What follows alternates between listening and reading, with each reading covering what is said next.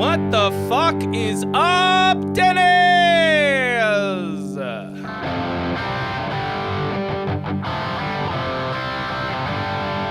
Hell, I don't know if it's working yet, cause YouTube is saying some whack shit. It says that live streaming isn't available now. If you can hear me, make some fucking noise. We're here and rocking out with the boys. Acoustic, Nuke Utah. I should probably pace myself, cause we've only got 4 people talking right now. Dungeon Boy and Vuffy Glick.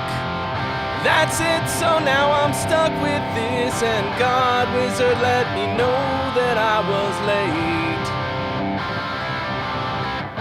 Bad Bandito says boobs are good. I guess he didn't specifically say that, but it's understood. Everybody likes boobs, everybody everywhere.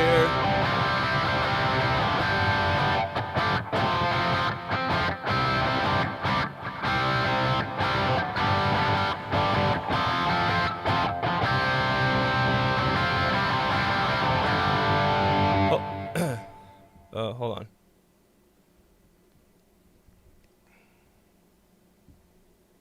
Where's... You like to play the actual simulation, and then you like to build. I gotta see the Twitch chat. I changed up which screens I'm using for what. Motherfucker. So it's a little... Stream manager, man. Like, I'm supposed to be able to see all of the chat, but... Oh, and we got Gistel the original. Subscribing again, that's drop. Subscribing with tier 1. On the fucking Twitch, yeah. It's fucking rock and roll. It's fucking rock and roll tonight. All right. And now the ceremonial for the early folks. The ceremonial.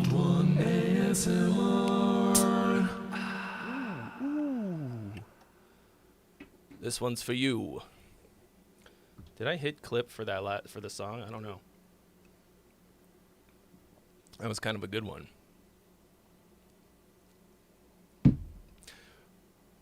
You guys didn't send me the stems. I didn't really have time to work on anything this week.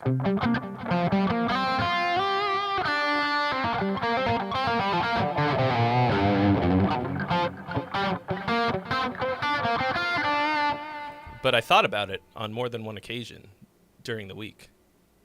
I was like, they ever gonna send me those stems?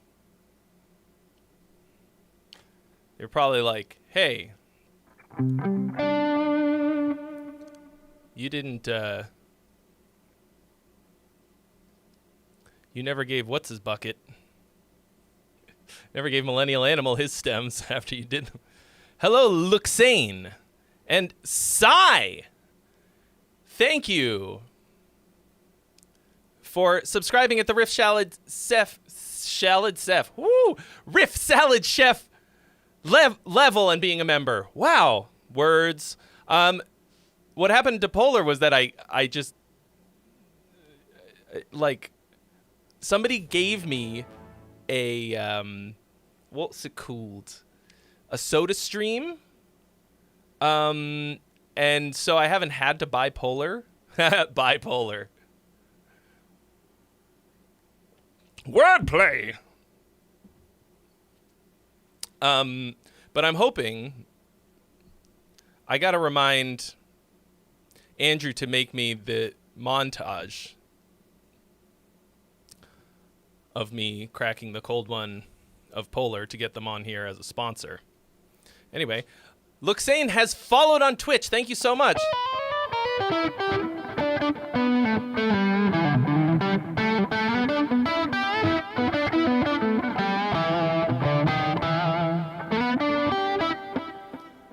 So how we all doing today? I have been straight fucking grinding on my own shit. Well, obviously. Doing so, you know, like, people really like the dice videos that I do, right? The random song. And so I'm doing one that's symphonic metal. And I think part of the reason I've spent so much time on it is because because it's turning out really good. And so I'm kind of like, I want it to be like really good, but it's so much fucking work. I've been shooting it for like literally a week and a half. But I might like today's song better anyways. Okay. George DeMello, what is up? Loch Norris. This is probably my best sounding guitar. It's unbelievably inspiring to have a guitar that sounds good.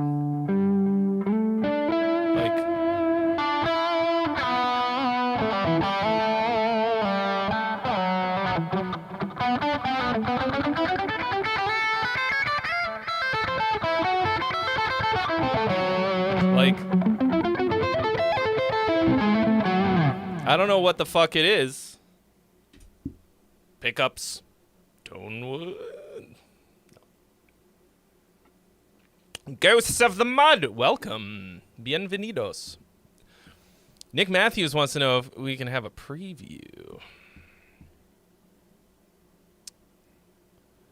I have let's see.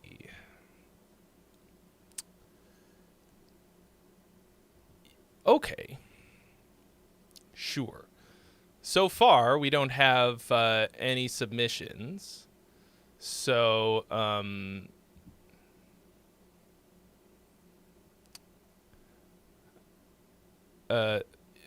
we do,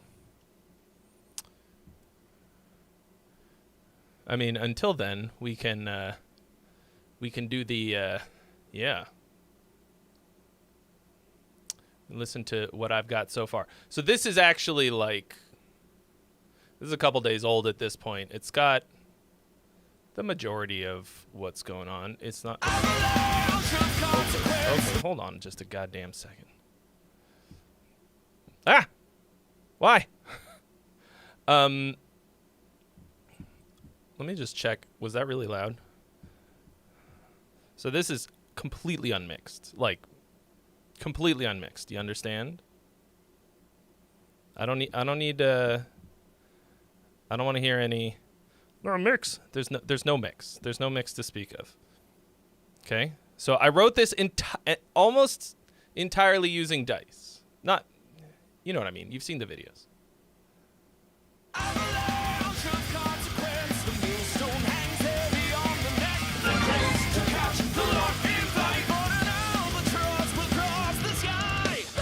Especially a little quiet.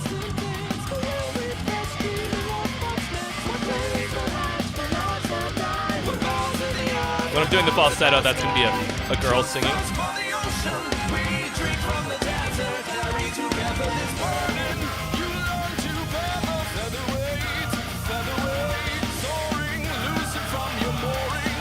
So, like, somebody else is going to sing.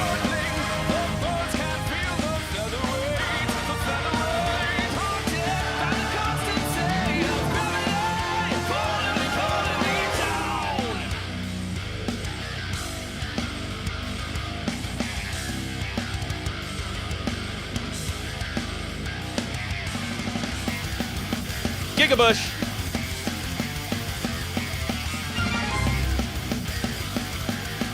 Yeah, that's Gojira. Oh yeah, once this is done, it'll be on the YouTube channel. I'm making a whole video about writing it. Too thirst for the ocean, we drink from the desert, carry together this burden. And then it'll be on streaming and all that. It'll probably be like the end of the month. Got some special guests lined up.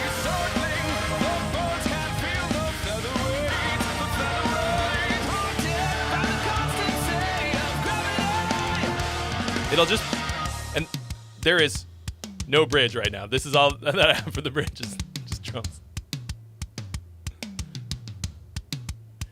And then this will be the solo.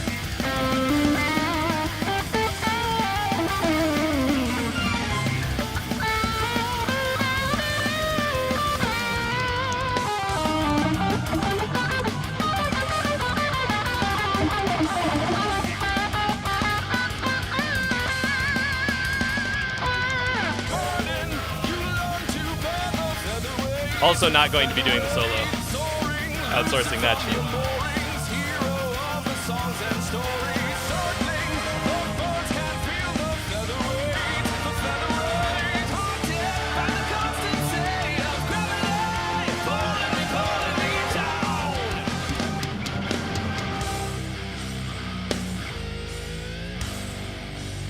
I did this on the baritone, which is in F sharp.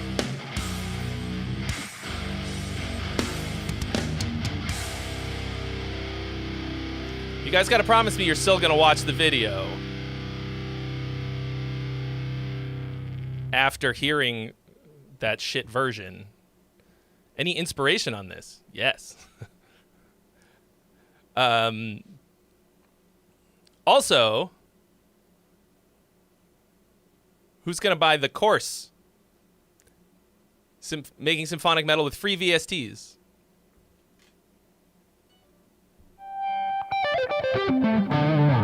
Which is also coming out. It was supposed to be this week, but it's going to be next week. This coming week. It's going to be cheap. A lot cheaper than my other courses. Yes, so you're going to... What was I going to say? Oh, the inspiration. So, lyrically, the inspiration came from one of the prompts that somebody made in the Discord. I put them all in a list, all the good ones, and then I rolled to pick. It's kind of weird that VSTs are still a thing. Well, I want to make the audience feel like they're involved. You know, did it work? Poo Ninja, inspiration is a fickle mistress. I actually do not think that that's true. Australia is where it's at, says King Jade. Wow. Crikey. The thing is, like, I never fucking run out of inspiration. You have to live in it. Like,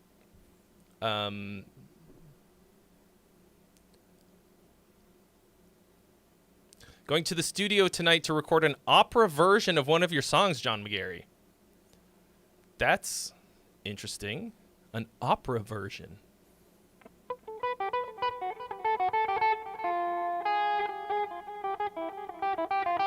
When you say VSTs being a thing, do you think it's... you're talking about the format?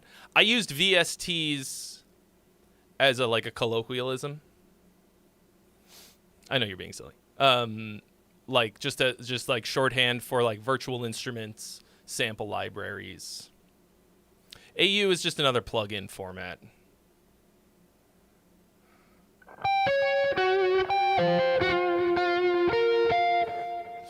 So John, you hired like an opera singer, or you're singing opera, or...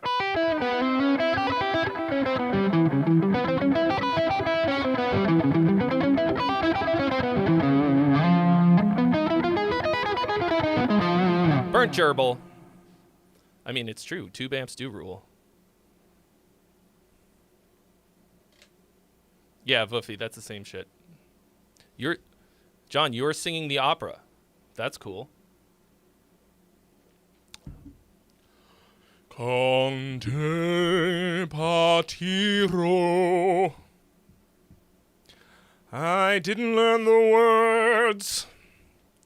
They're in fucking Italian. I don't know how to speak it. Yeah, I mean, they're on like VST 3 at this point, right?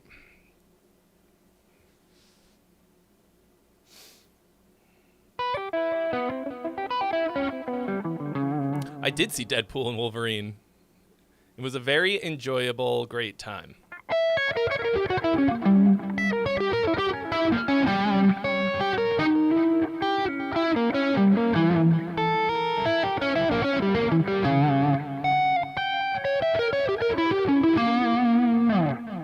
I can't get over how good this guitar sounds. I always forget.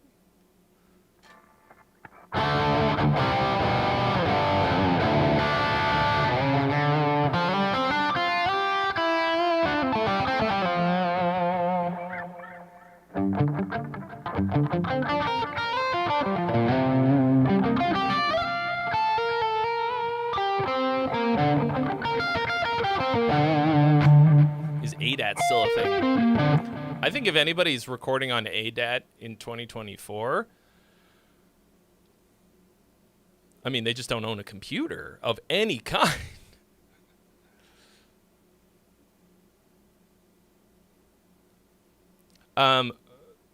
What ADAT is to me now is like the connector. Like every interface worth its salt has like an ADAT light pipe connector, so that you can expand and like use like expand the number of preamps like your interface can have, that kind of thing. I did first record to ADAT when I was in college. I took a class and we had to learn how to use the ADATs and record on that first, and use the equipment. This was 20 years ago, 2004.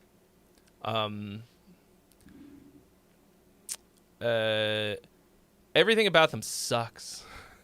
Every single thing about ADAT is bad. Like, not 100%, because it is slightly more convenient than tape, because you can like set digital in and out points and that kind of stuff. But like, if you're gonna use tape, you just use tape that sounds good. Don't use digital tape. It's such a fucking pain in the dick.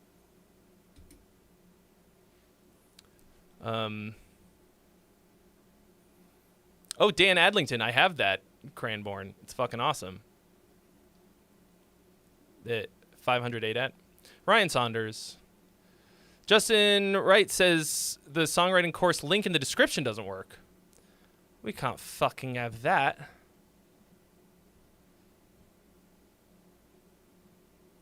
That's not right. It's all wrong. HowSongsAreMade.com doesn't work. All right, let's get a better one then. Let's see. It's songsaremade.teachable.com.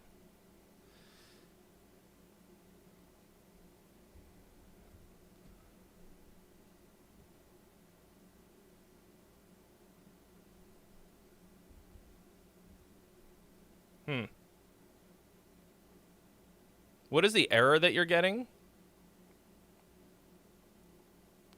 Poo Ninja.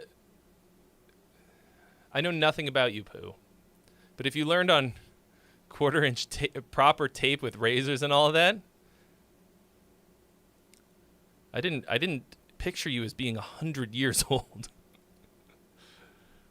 I guess they were still doing that in the 90s.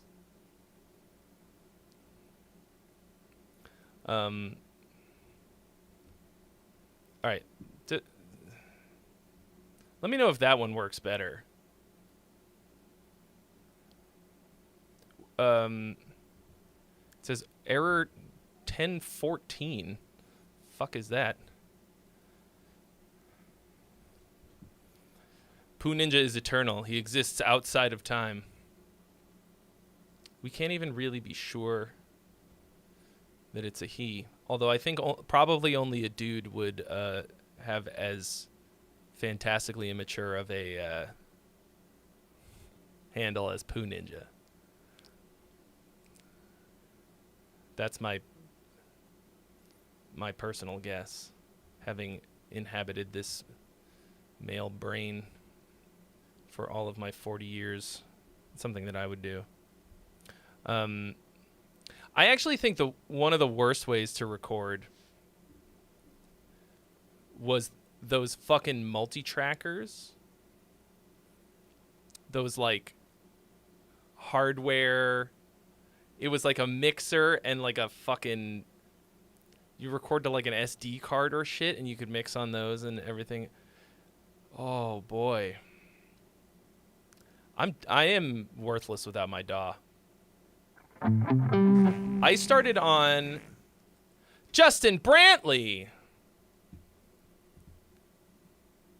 is going to drop some heat for us. Why is that fart so quiet? We can't be having that. Thank you for your donation. You've been added to the list. I'm going to turn up the alert box a little bit. Did I like the songs in the new Deadpool? I'm struggling to remember which ones they used, to be honest. Hold up. This one? Yeah. Oh, and also I was going to say, I did start on a Tascam 4-track cassette recorder when I was like probably 14 or 15.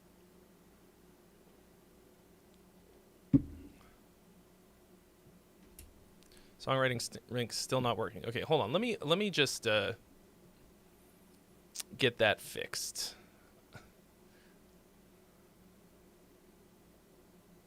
How do I...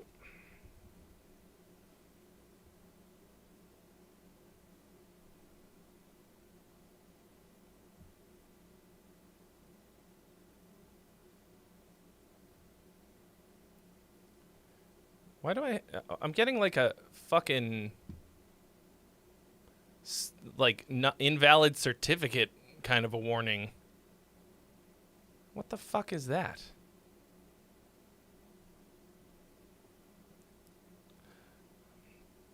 Okay, maybe it's without the www. Let me do a private window. I've never done that before, so I don't know how. Let's see. Okay, try it now. Just try howsongsaremade.com without the W's. It was saying this connection is not private. Which doesn't make any fucking sense. This website may be impersonating. What? I don't know. Anyway, it don't matter. Because we've got a song right now.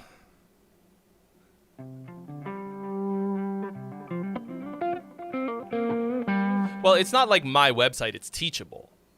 I mean, I guess because I use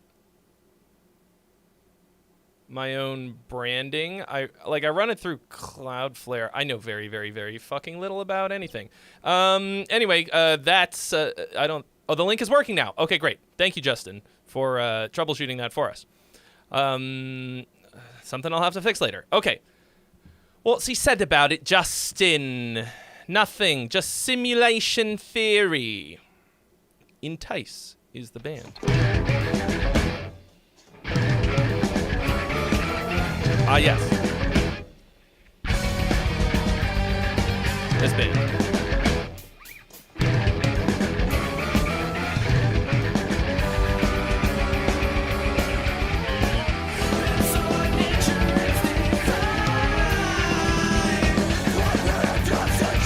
Slightly louder.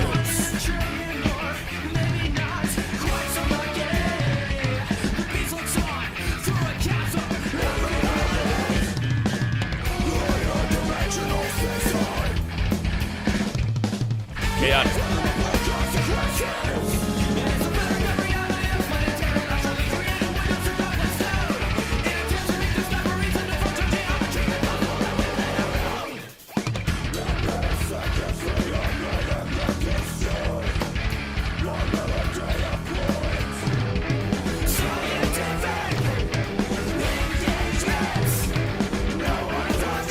quite loud.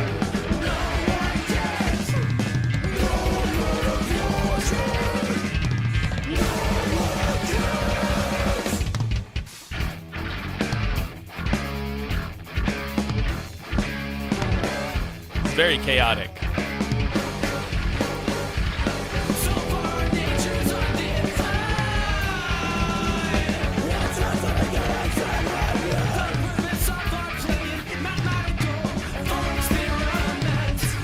It's hard to it's hard to grab onto anything, really. All right, guys, the poll is open. Song or gong?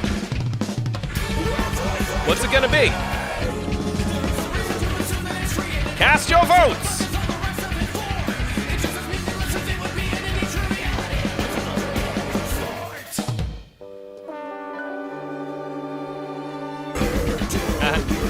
Nice string.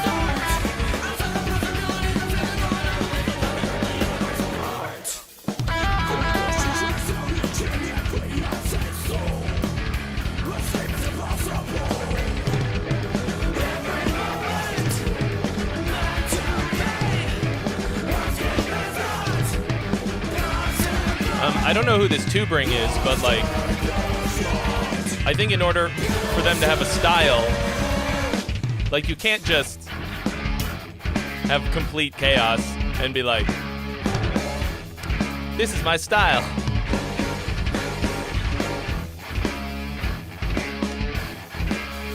Like you ripped off this other band who also does everything all at once. Okay. A lot of this felt like completely fucking random. There were some like some things that came back, but this to me is like fun, exciting. These kinds of crazy, chaotic time changes and like style craziness are exciting, right? Because you don't know what to expect. I talk about this in the video, my video about repetition. So like repetition creates an expectation and like a pattern. So your brain starts to expect the pattern. And then it rewards you for like, for recognizing the pattern, because your brain rewards good predictive abilities. But then it's sort of like when it's too repetitive, it just kind of it starts to blend into the background. Like I don't hear the air conditioner noise right now until I focus on it, and then it drives me fucking crazy. But when it's too crazy, you can't predict anything. And that's exciting. It jacks up your adrenaline a little bit because your brain's like, I don't know what to expect. I don't know what's going on.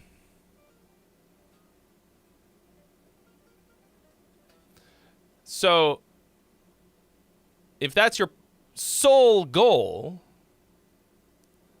then you achieve that. As a composition, I'm having a hard time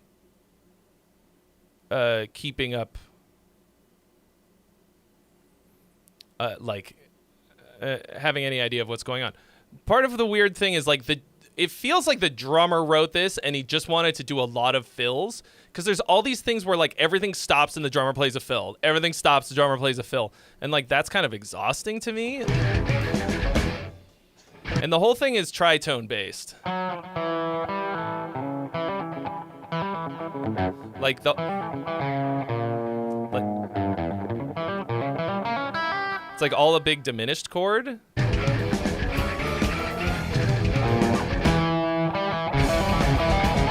So this is your primary theme, and that does come back. That's cool. Is that a bassoon or something, or like an...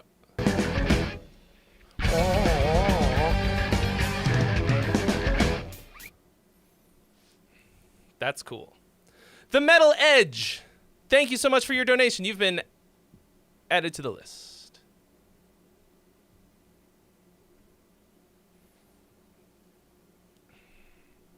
Yeah, like you might think it's a little weird for me to be shit-talking Chaos wearing an Archspire shirt, but their songs are actually extremely structured. So instrumentation-wise, this is really interesting and cool. I know you've sent stuff in before, and you've got like all of these instruments are real, which is really cool and rare. Metal Edge. Oh, it's a freebie. One freebie is available. Thank you so much, the Metal Edge.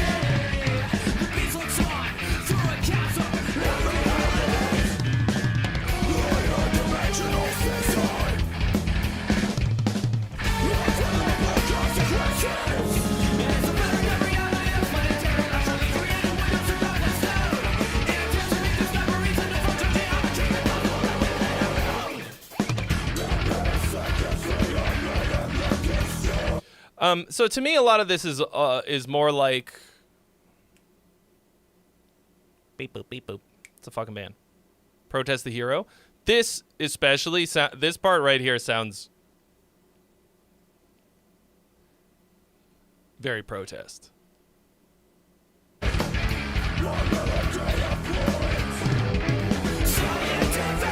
Luxane, you may absolutely send in an unfinished song. If you send it in when it's completely finished, there's nothing I can do for you.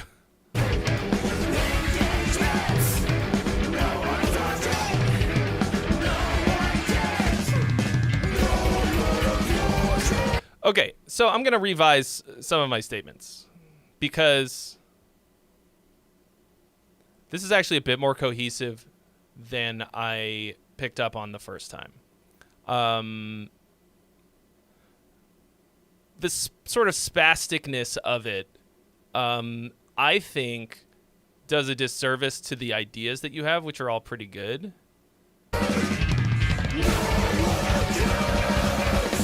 It's just a lot of fucking stopping. That's, I think, the primary problem with this. All of this, like, just, it's too sectioned off, and not in a way that's like, oh, like, these parts are distinct from each other. That's good, so that I've got like a little guide to where the song is going and all of that. It's more like just fucking like stop, do a different thing, stop, do a different thing, stop, do a different thing, and the momentum is just it's dying 1,000 deaths in this song. Jeremy, thank you so much for your donation. You've been added to the list.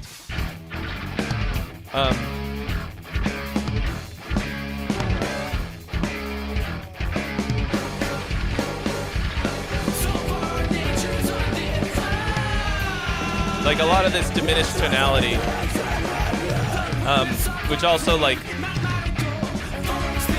which also feels like unresolved tension most of the time, right? Like an unstable tonality not the whole time, but throughout a lot of it.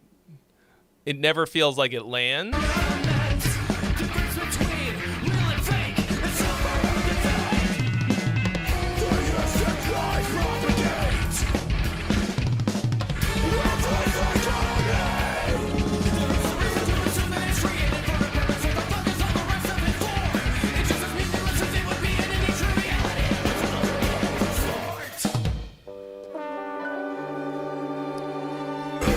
That to me is a really cool sound. Really, really nice.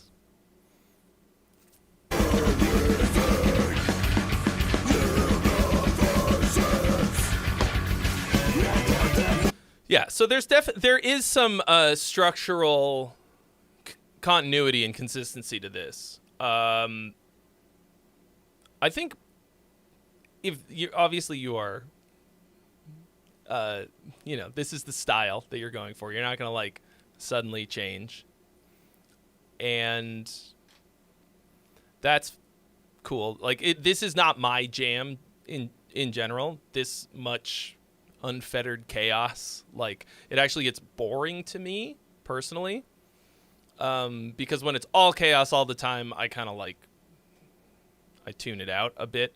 But I think that it will just be a better listen all the way around if you keep it just fucking moving a little bit more. And like, to me, they're like cheap transitions, right? They're like sort of, it's like the stop, play a drum fill transition thing.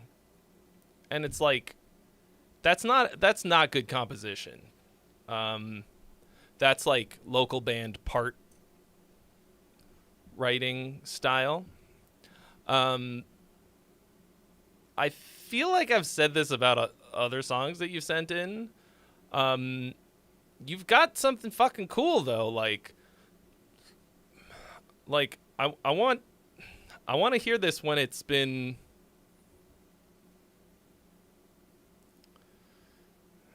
refined. Like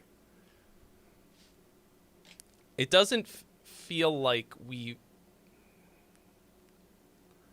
I think in this case, a lot of the time I'll use like a bit of chaos to add some variation, right? To contrast. You kind of got to go the other way with this. Like you need something a little bit more, like just a little bit more conventional to land on sometimes, so that the chaos seems more chaotic by contrast. That's sort of my take. Even though I think like obviously extremely talented group of musicians here playing this shit, like that none of that is easy to perform. I personally don't care anymore. I'm not impressed by like instrumental skill really anymore. Like I don't care. But you've got it. Other people care. And it's cool like to hear something that raw, because then it's like, this is real. Okay. There is a freebie available, y'all. So if you got something to send in, Daco, also, thank you for your 25 bits, which has now become your calling card, your signature. Daco flies in, drops those 25 bits.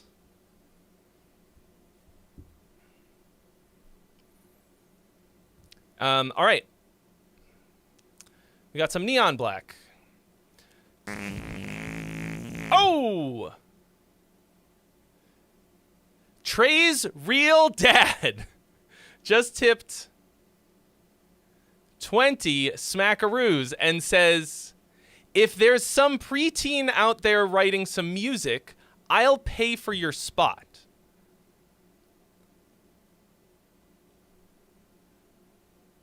I feel like this stream is like not appropriate for anyone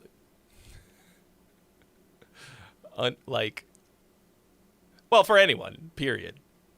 I actually despise the word appropriate. I don't know why I said it just now. I fucking hate it when people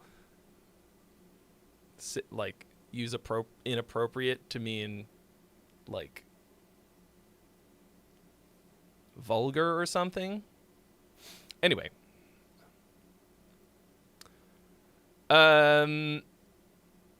Cool. So Jeremy says, so there is I guess a freebie available? How does somebody another one prove? Do they have to show us their ID? I don't know. You tell me.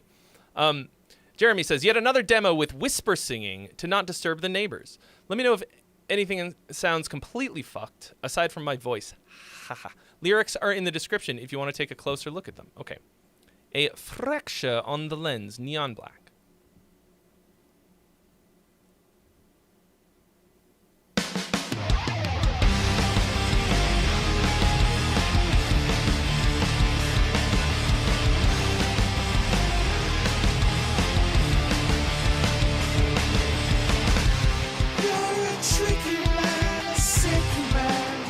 Ryan K, I just made that joke like 5 minutes ago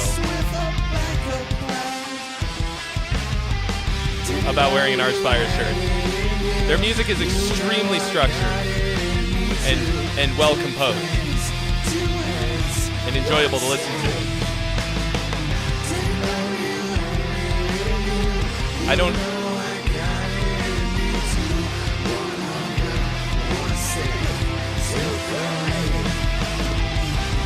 Like, it's not just, I'm not just in it for the text.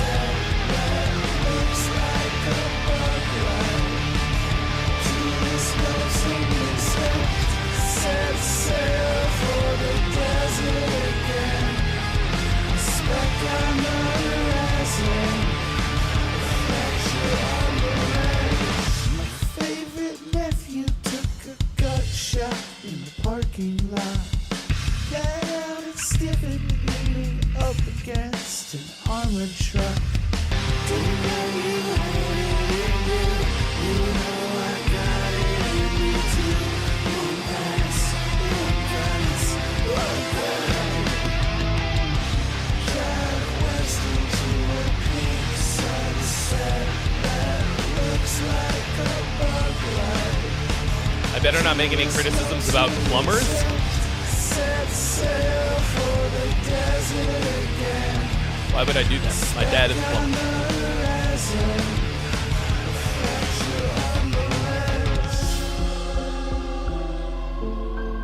Cool. So, as he mentioned, these are scratch vocals, okay? Very scratch.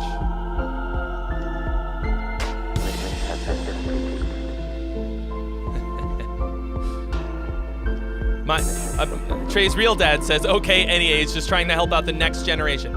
How about some youngins? Youngins. Getting a freebie.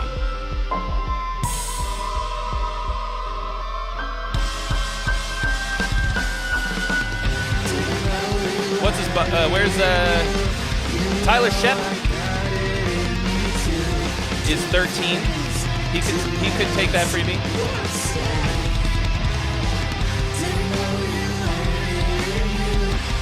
I like the groove on this. Like, I like the feeling of all of it.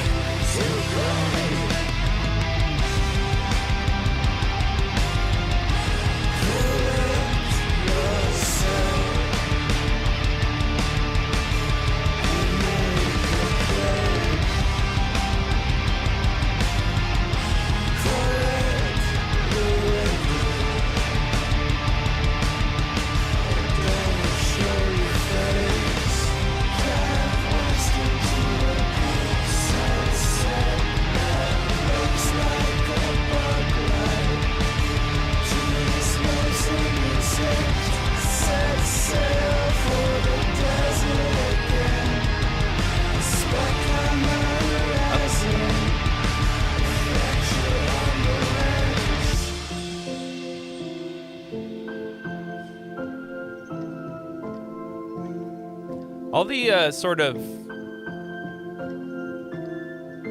ambient sounds and extra things you've got in here are pretty cool.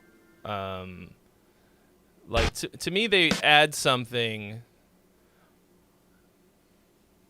that isn't just, like, more layers of stuff. I tend to just add a lot of layers.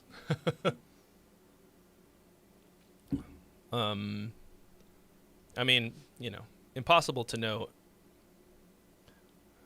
until you take a step back if it's any good, but I thought this was overall very enjoyable. I like the lyrics.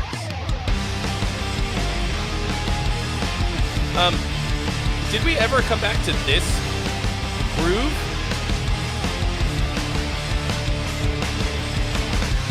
You're a tricky like the guitar parts and the guitar tone. Like it's got a lot of like stank on it. Stankonia.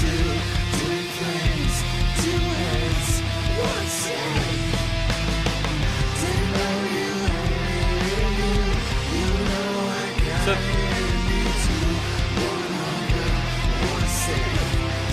that to me felt like a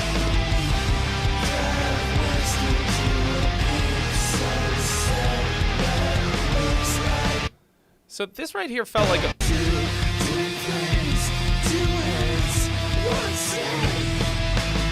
See, that to me felt like a really good pre-chorus. And then you have this other thing before you're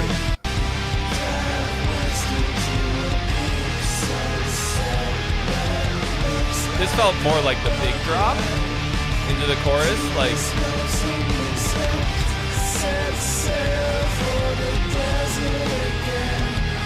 you're gonna have to work on that vocal melody. It's not just quiet. It doesn't.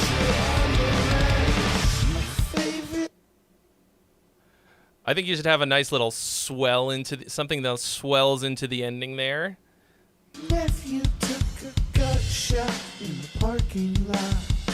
Got out and stiffened me up against an armored truck. Didn't know you had it in you. You know I got it in me too. One pass, one pass. It's a little reminiscent of is it Filter? Wake go my airplane, wake go my airplane. It's called I wanna take a picture, 'cause I won't remember.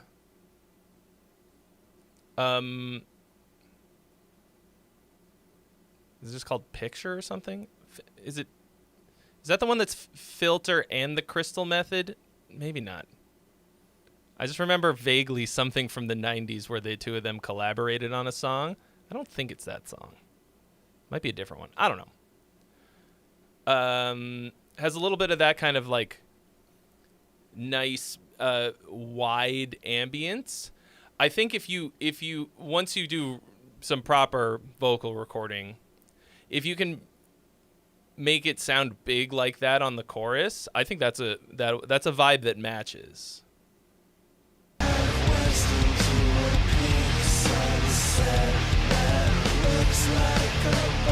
So right here you hit that trip like I do. I remember that one. So at the end here you go to this, which is your 2-chord in a minor key. It's called Take a Picture. Okay, thank you. Anyway, it's an awesome song. From what I remember from the 90s. I think I heard it kind of recently.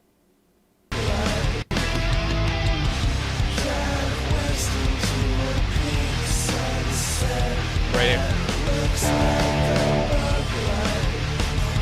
I think, right? Yeah. So this is hard because this is the chord that you're basically writing to.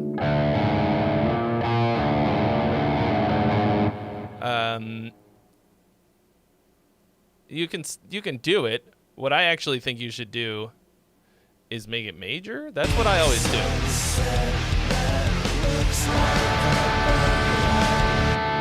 If you make it a major chord, then you can like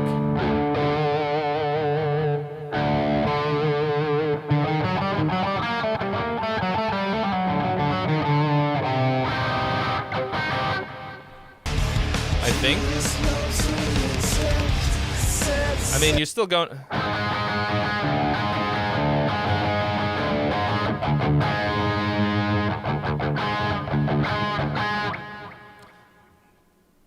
I think 1997, 98 was when I went to my first concert. Jotron, thank you so much for your donation. You've been added to the list, and it's time for a new hat. It was Everclear, Black Eyed Peas, and Soul Coughing, the Levi's Snowcore Tour. 97 or 98. I mean, like, is it possible for me to ever be objective about music in the 90s? Absolutely not. Like, my brain was a sponge at that time, and I absorbed everything, and then it closed up. I mean, I still enjoy and listen to new music. But I think a lot of what I like about stuff has to do with what was going on in the 90s. All right. Hello, boys! Ye the faithful have been rewarded by an appearance of Sandy. What was I going to say? 90s music. But, as I'm sure you may be aware, like, it was way fucking easier to have musical success playing weird fucking music in the 90s. Like, the presidents of the United States of America, Primus, like, that shit was, like, rock radio was out of control. Like, crazy wild shit.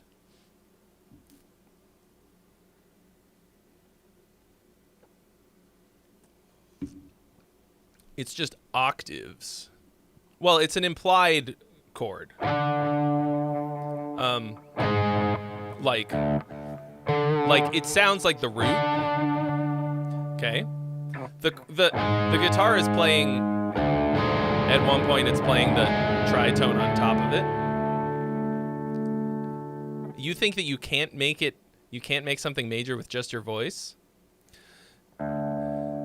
You're wrong. You're wrong. And actually, you could do it with that tritone if you make it major with that there.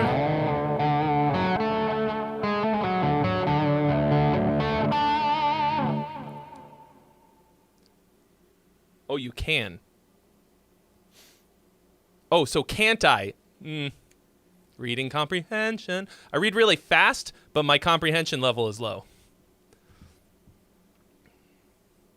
Okay. Anyway, but it's cool.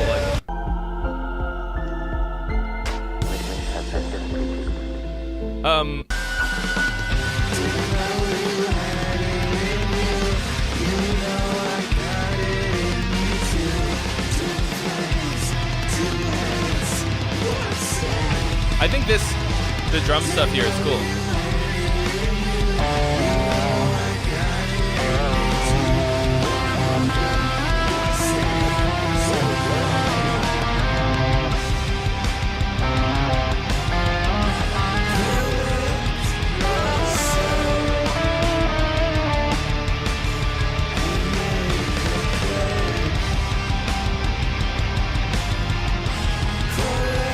I should enter Glenn's contest? What is this contest?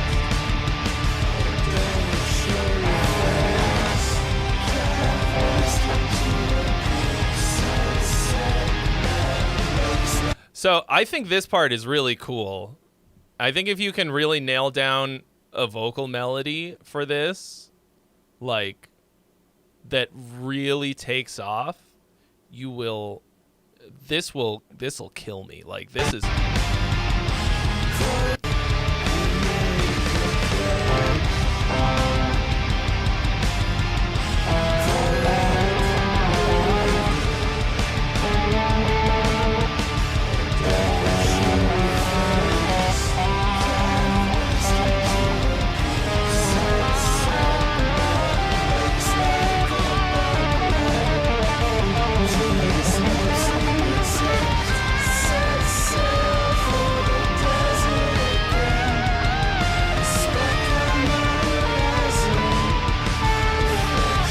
What am I doing? I don't know. Whole tone, everything.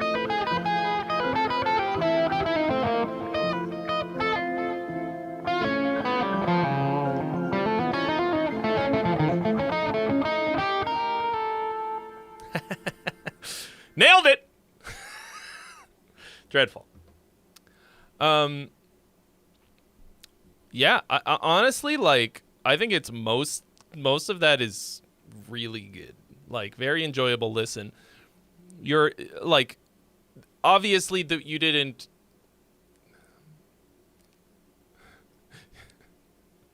The only note that you had was like, this is a rough vocal.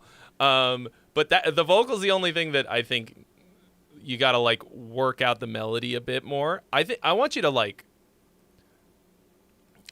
give her a little more on that chorus part. You really like the vocal melody. What do I think it lacks? I think it doesn't really. It doesn't sound like much. It's a little. It sounds meandery. And it's in a very low register for a chorus. Like, yeah, especially when you get to this chord, the note that you're singing is just the root, and that's because that's what happens 100% of the time when people hit the 2 chord in a minor key, because nothing else sounds good. Like,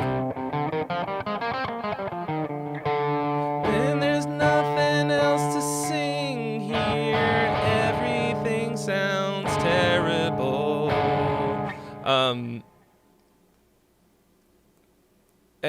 So like, but that's just one, like, it just needs a little bit more musical oomph, obviously performance wise too, but like, you're not going to get that, I think, with that sort of low register singing. Like, I think pull it up a little bit. Do this. I do this all the fucking time, all right?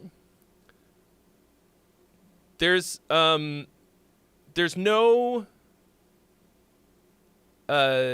consequence to muting what you've got and doing something completely different.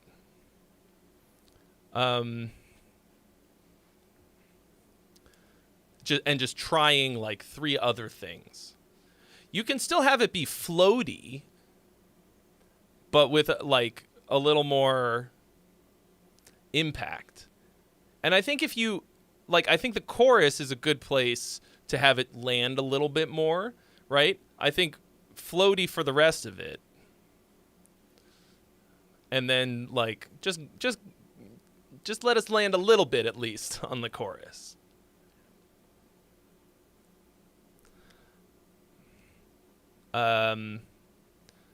Obviously once we hear it full out, not trying not to annoy the neighbors style, it will be a little more clear what will work.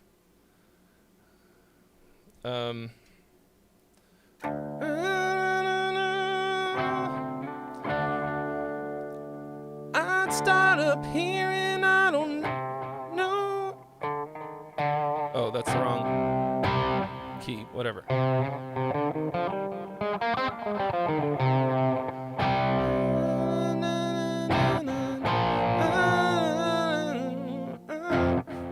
What is that? I don't know. Just something that would, like, take us up for the chorus. Make us feel like it. Because the track is doing that. The track is like, here we fucking go. Like, I felt that from the music. Now I want to hear it from the vocal.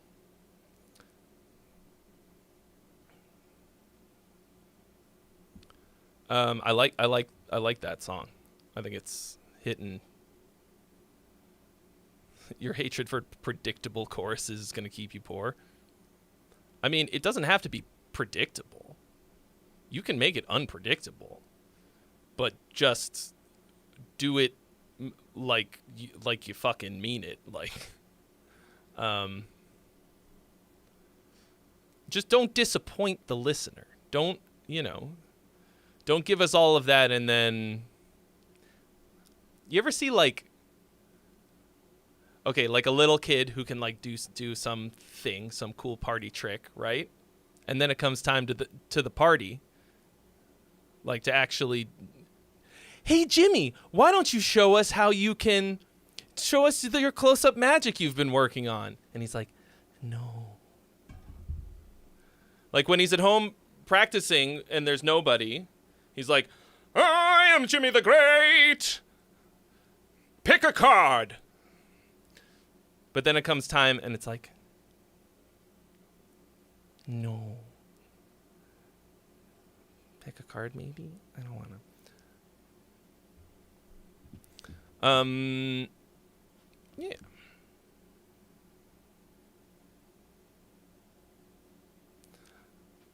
You also got to keep in mind that as artists, we are much, much, much better at predicting things than most people. Hi, Daniel Johansson. Okay. Jotron, this is a very rough demo. The lead guitar is very rough. Since I just wanted to lay down some ideas, I want feedback on the structure of the song, and since it's not quite finished, should I repeat the chorus one more time at the end and then follow that up with the intro? I think it never hurts to repeat the chorus again at the end, but I'm actually very partial to bridges. Oh wow, okay. Ooh, that's super fucking loud.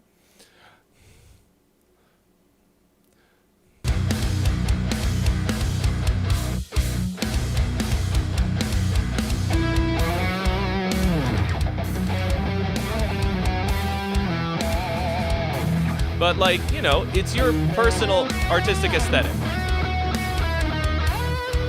Like,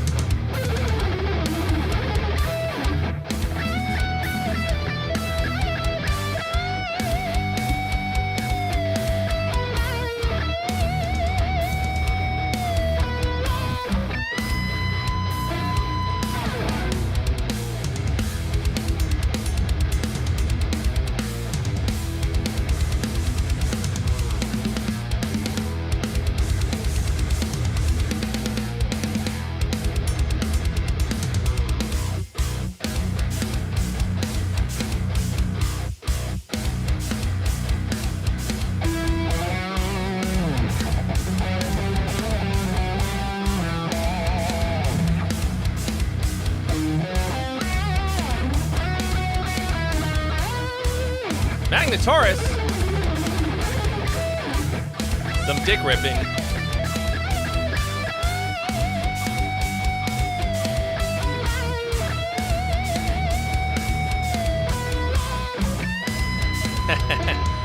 Jim Winters, what up? It's Jim the Great.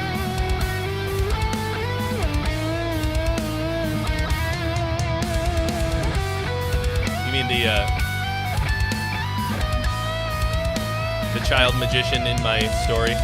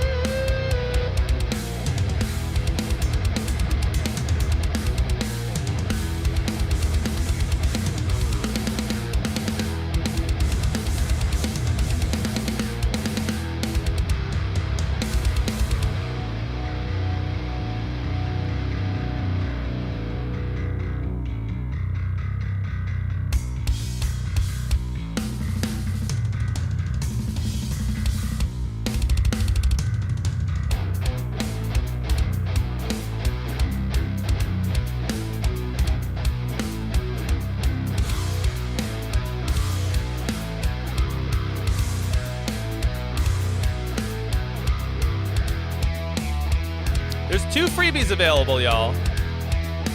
By the way, so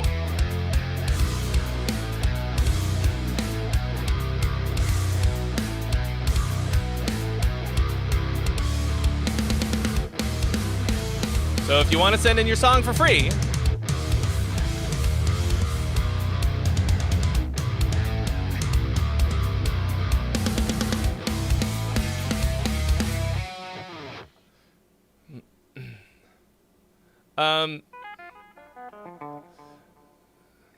Real quick, I just wanted to say, Jeremy, like you have to do whatever makes you feel the thing that you are trying to feel. Like, I like a big cinematic chorus, but like,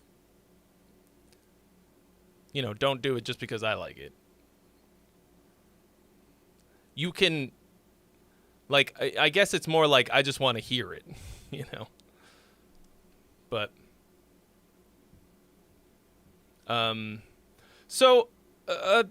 this, like, you were asking if I thought that you should have another go at your chorus. I'm not really sure which part of this is the chorus. Like, I hear some melodies and something that happened more than once. But like right now this is mostly has like unfinished backing track type feeling.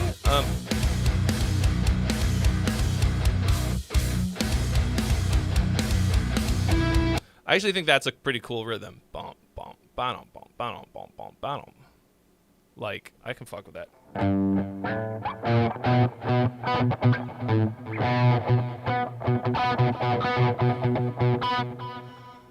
What is it?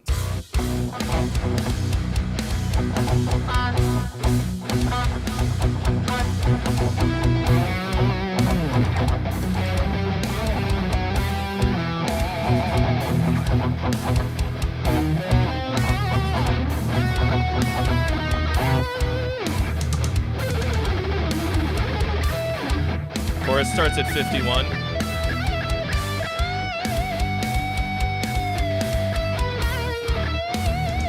Cool.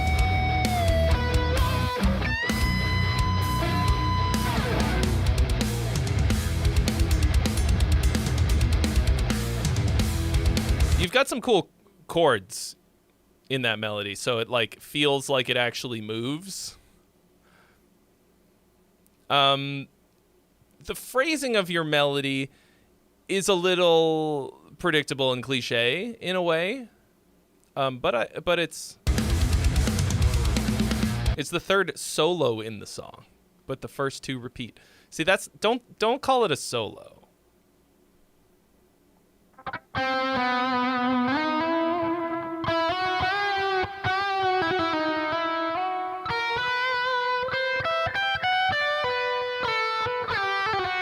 Like, if you think of it as writing a solo, you are going to write an absolutely masturbatory piece of shit.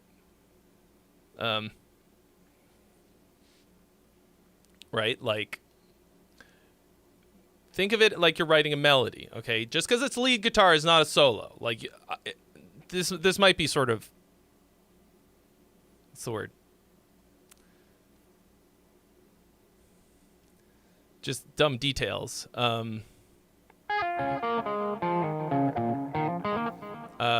But psychologically, if you go into it thinking that it's a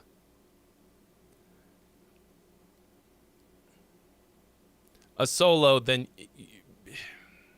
it's like a completely different mindset for me.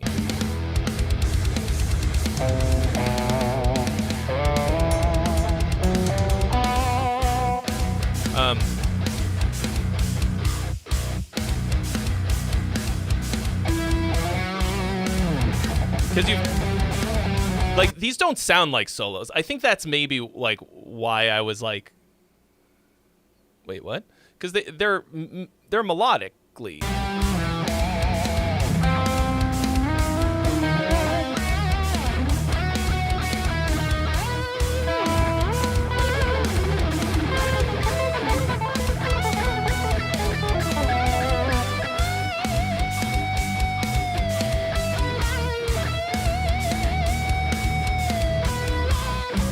So this is your solo. I mean, this is your chorus.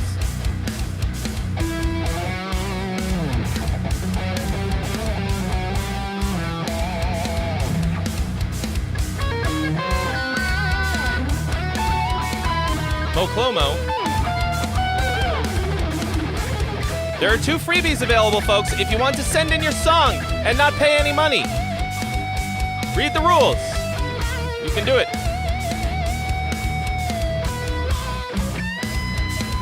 You said 51 seconds.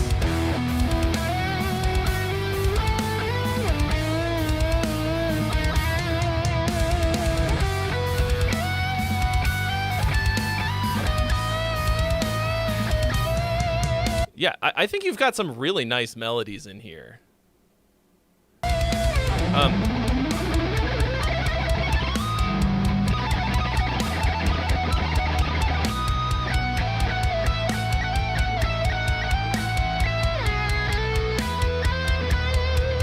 Right? Like you're cutting the changes. Like this isn't just wanky time.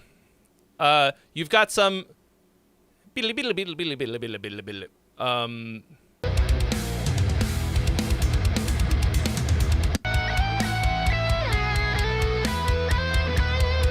that's perfect. Like that hits. You like changed the tonality of the chord in an unexpected way, made it major.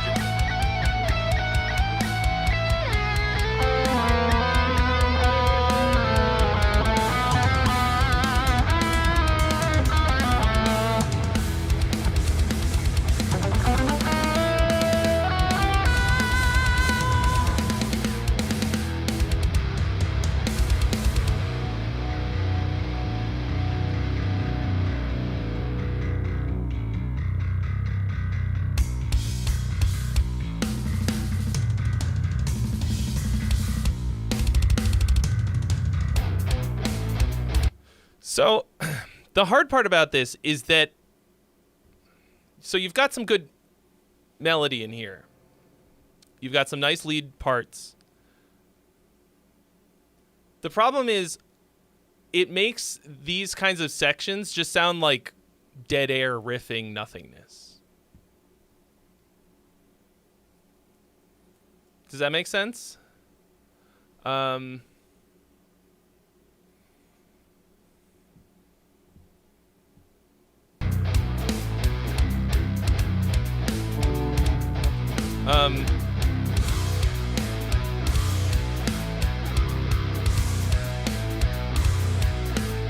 Like, I don't know what, like, this doesn't feel like anything except a bed where this feels like where the solo would go. Like, I don't know what this is otherwise.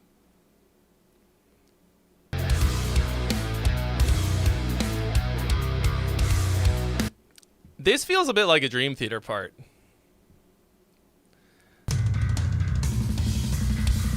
I don't know what's supposed to go here.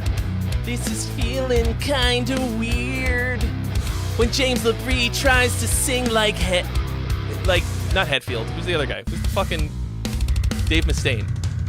When he tries to sing like Dave Mustaine, but he doesn't really have the range. Yeah, a little bit. It sounds like, to me, it sounds like Dream Theater trying to do Tool. So, but it's cool. Like, I think it could be cool, but you need a melody there. Like, to me, it sounds like you're starting to really think melodically, but you're still treating the leads a bit like an afterthought. You know what I mean? I don't, and but they're good. Like, you've got some solid fucking melodies.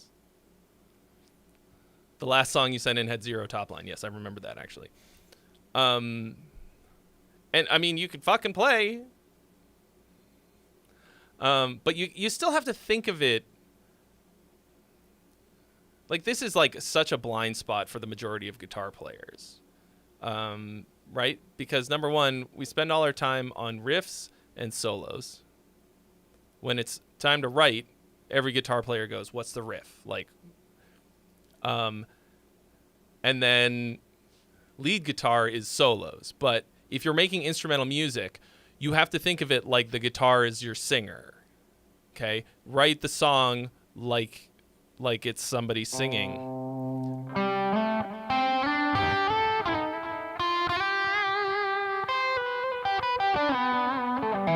Don't do what I just did. That's wanky.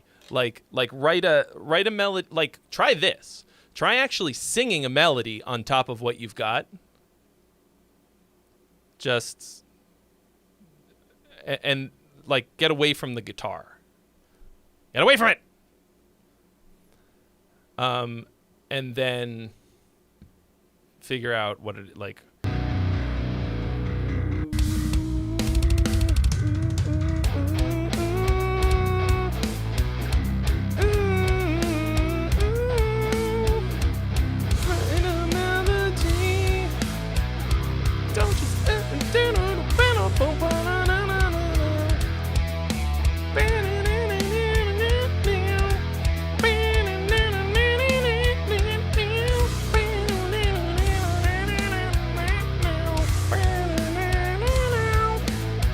I would also suggest utilizing more repetition in your melody writing.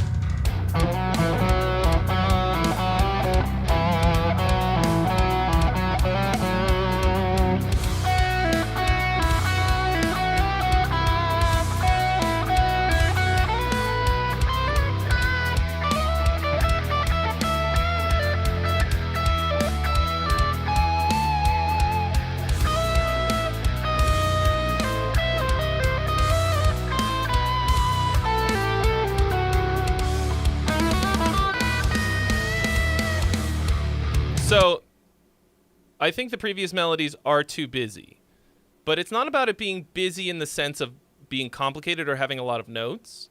So the thing that I just did was like pretty whatever, right? Like sounded passable, more or less. But the main thing about it was that I took one motif and I stuck with it for the whole thing.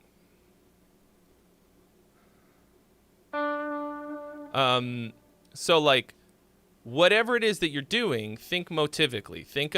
Take a smaller chunk of an idea and work it through. Work it through those chord changes. Like, don't think that every next thing has to be a new idea. Like, that's bad melody writing. It doesn't have to be repetitive because you're taking the same. What I did was I took the same theme.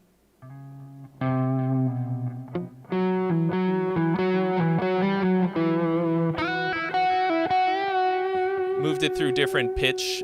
Like, that was just an octave, but.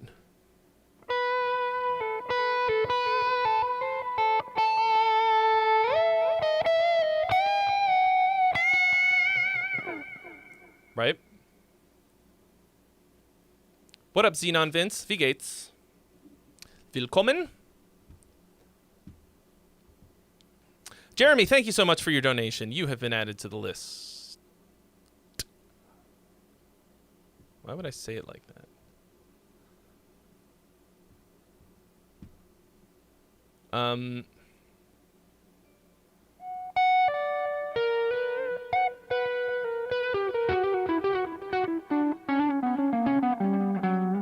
Y'all are talking about Lars in the comments. Where's Lars's dad? Delete that. Lives forever.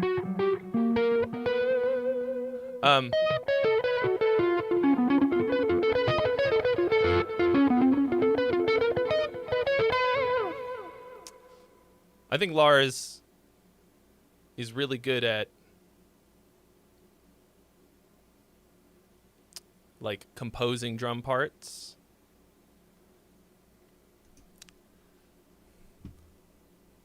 I don't think that Lars thinks about drums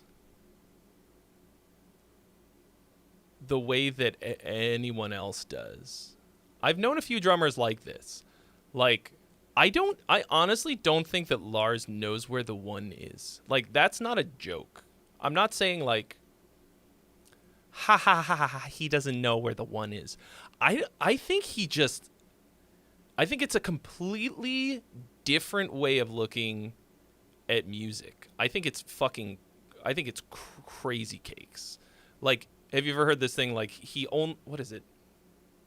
He only has the guitar in his ears, like in the monitors. Like he only has Hetfield, and like when he's recording and stuff, there's no click or something. And I think that allows him to be very creative, but I don't think he's a very technically skilled drummer. Like, I think if you could hear music the way that Lars hears music, you'd be like, what the fuck? Like, what? Like, I could be completely fucking wrong. The drummer in a band that I played with has a very similar way of looking at drums, and it's really interesting to work with him. But like, I wanna hear Lars count along to a Metallica song. That's the only thing that I want to hear. I want to hear him go. I want to be like, all right, Master of Puppets. Here we go. 1, 2, 3, 4. That's not fast enough.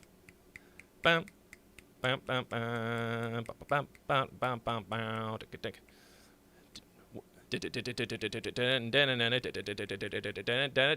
Like, I want to see what he does, because I think he'd probably have a completely different perspective on it that we didn't really think about.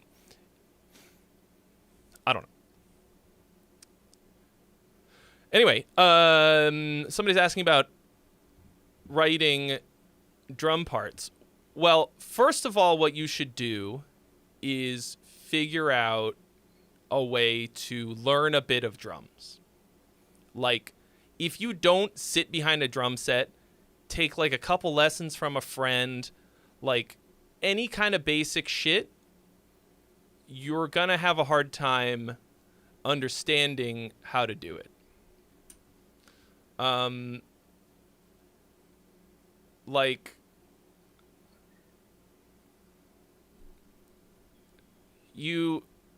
if you can't play like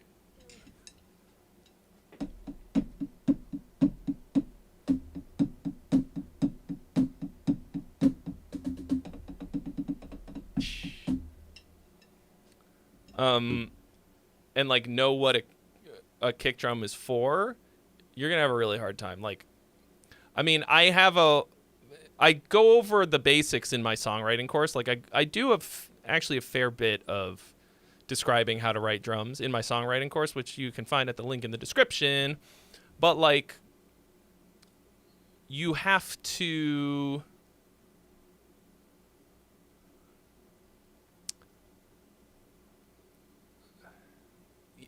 understand something reasonably well in order to write for it. Whatever it is, right? Like, anything. Fucking violin.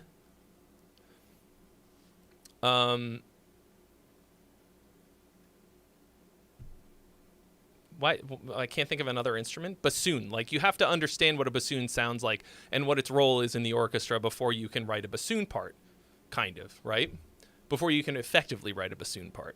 So you got to understand things like where's the backbeat? That's number one. Where's the backbeat? Where does the snare land? What's the power hand doing? Those are the two things that will get you farther than anything else. And then everything else is the other 90% of it. But like, there's a lot of, it's a long fucking road. When I write drum parts, I use a combination of all of the different ways that you can do it. Okay? When I'm like programming them for a song, okay? I will play stuff in on a pad. I will use pre-made grooves. I will hack up pre-made grooves. I will click stuff in with a mouse. I'll drag things around. I will, what are the other ways to do it? Yeah, just straight up like create them in the grid with the mouse. Like, it's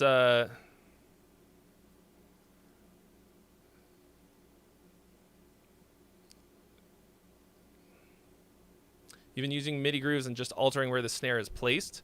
I mean, that's a great start. Like, I use pre-made grooves all the time if I want it to sound like a drummer played it. And really just getting inside that. Also, just somebody mentioned doing transcriptions. 100%. Like, and it doesn't have to be like transcription. Like, you don't have to write it out in fucking sheet music.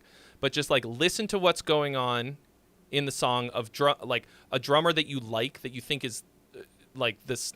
Pick a drummer that you want to play your music, right? If you fucking like just love the music of Anup Sastry, right? Like the way that he plays and writes and stuff like that. Learn, like, recreate something that he did.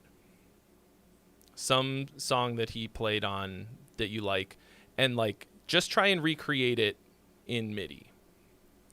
And I mean, it should be pretty easy because he, like, you know, has very, very well shot videos of everything he plays. So, and then like, but also just like, you know, you don't even have to take fucking lessons. You don't have to have a drum kit. Buy some drumsticks. Go on YouTube. Hit some pillows. Like, learn the basics of what drums do. Luxane, you haven't followed the rules. I'd love to look at your song, but I don't see a donation from you.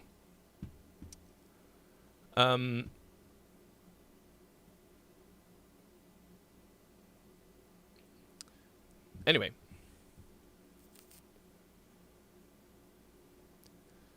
Cool. So, next song. Jeremy says,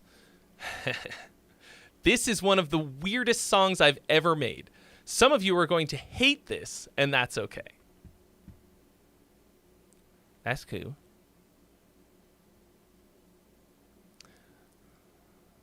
I think that even if you are not gonna...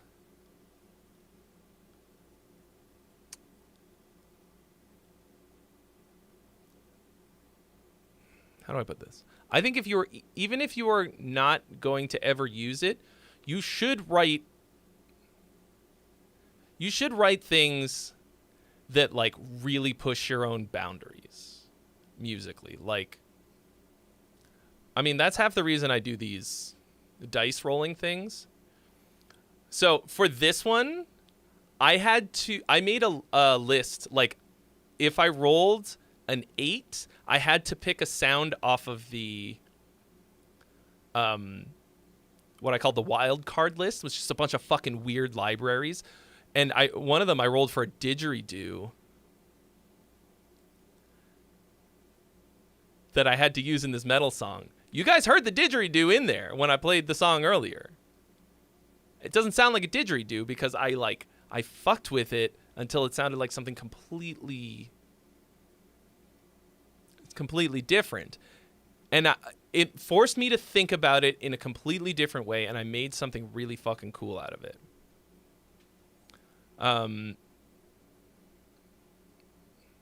And like, I would not have done that of my own free will. So like, writing shit that you hate, just to start.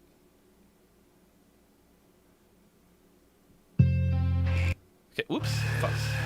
So this is Jubilee Moon. God damn. Why do we keep doing that? Across his head so carefully, the exact same way, every day for 50 years he's kept this pace. Time Sorry, fuck. stays undefeated. They like changed what the fucking SoundCloud volume thing does. I will review any style of music. You gotta follow the rules.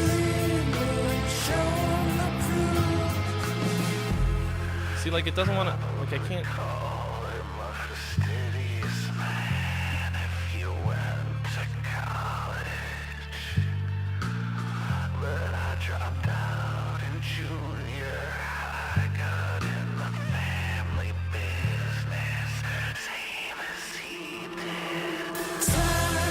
It's a little Nick Cave.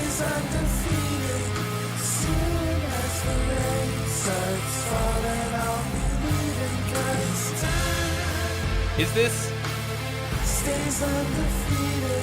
this new or is it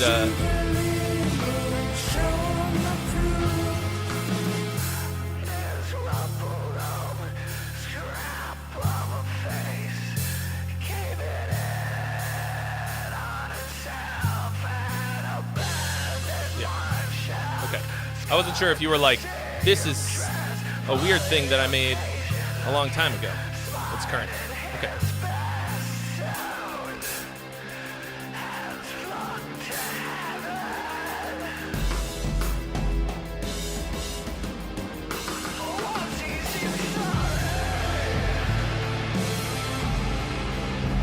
That's a cool little drum thing.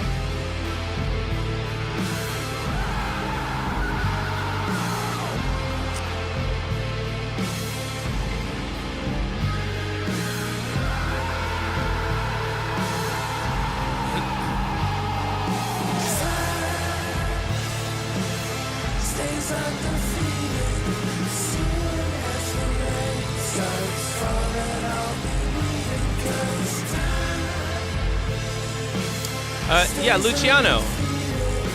I see your link in there. I just, I'm waiting for the donation to make the noise.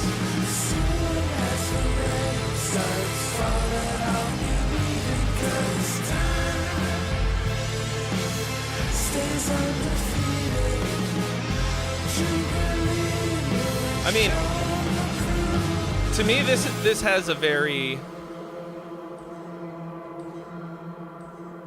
like cohesive vibe with the last one in a way. Something about the way that you've approached the ambience in the sound feels similar. This one felt a bit more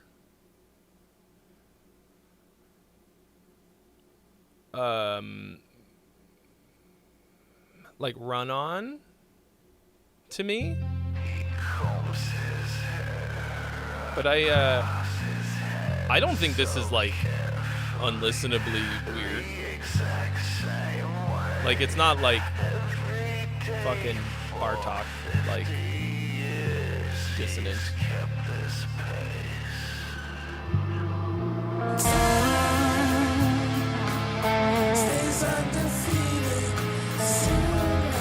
I really like the guitar tones that you're getting.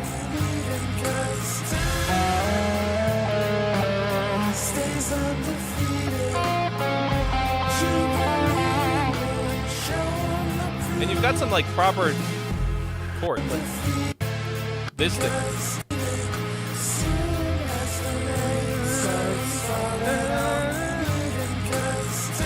Which neural plugin is it?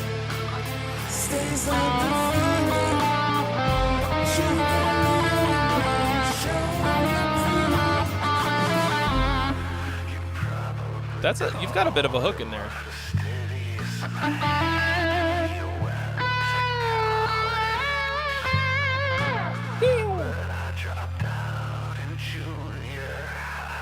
I mean, it.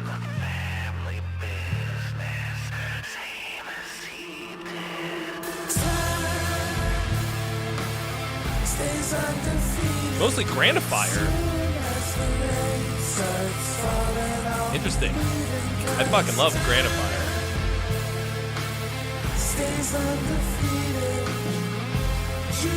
It's just mainly like such a mostly extremely devastating.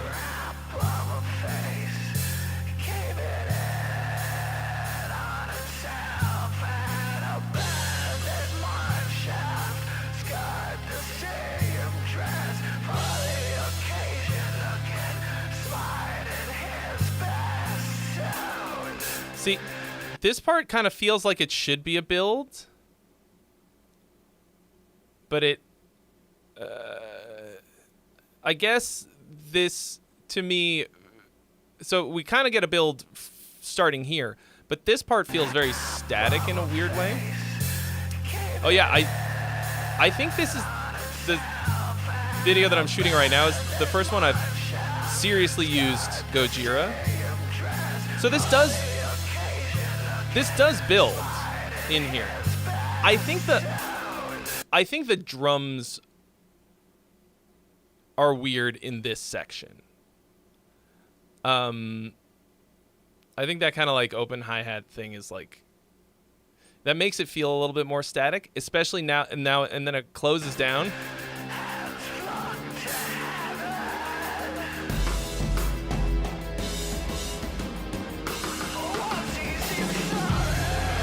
I think the side stick is a weird choice there. But that's the actual fill is kind of cool.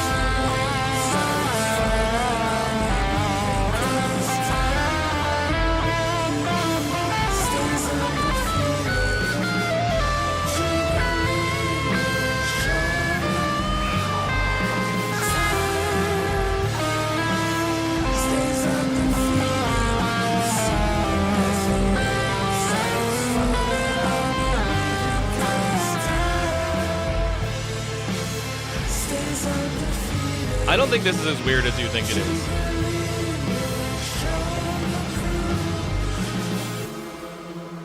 Guys, there are still 2 freebies available.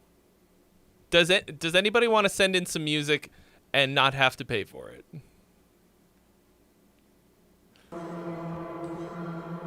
So I actually think this is vocally slightly less weird than the last one. Am I the only one who thinks that? Like, am I crazy?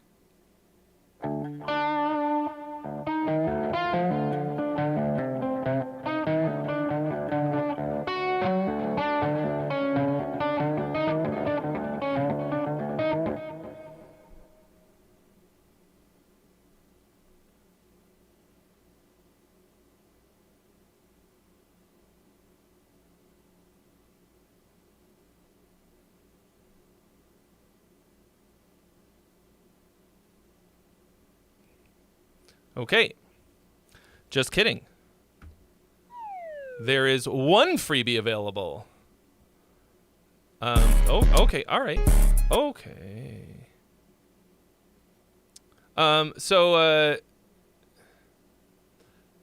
Yeah, I mean, the crispy weepering, the creepy whispering, is actually, like, not, I mean, it does sound a bit Marilyn Manson-y, kind of, like that kind of era of nu metal, but or like Korn, but it's like a little bit the vibe you're going for with this, right? You described it as nu metal, as a nu metal project. I think if you really get that,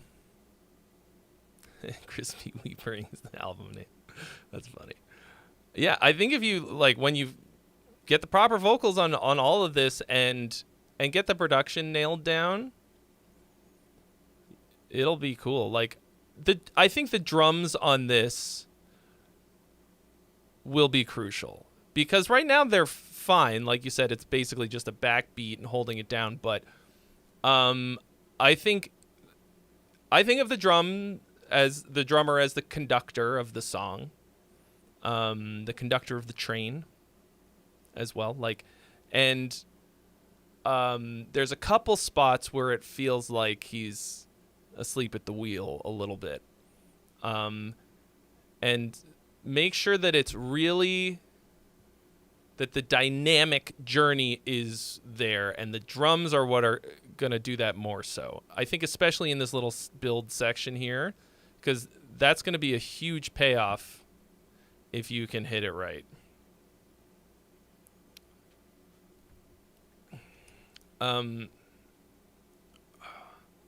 Yeah. Ooh, that's the worst. Almost found a drummer, but didn't vibe personality-wise. Well,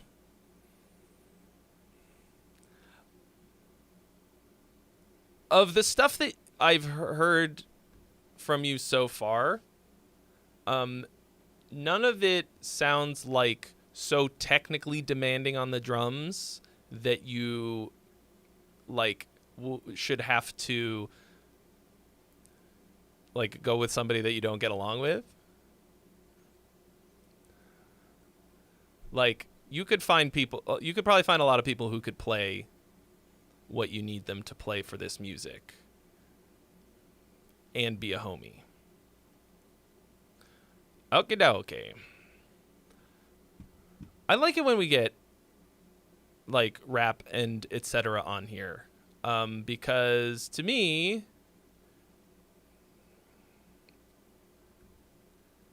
at this point in my life, I find it a little bit more interesting than metal, in spite of the fact that I still listen to a lot of metal and love it and play metal and write it and all of that. Like, I'm just so steeped in it all the time that I like to hear new stuff that's interesting and different, which is actually kind of why I've been doing reactions on my reaction channel, which is just Trey Xavier Twitch clips.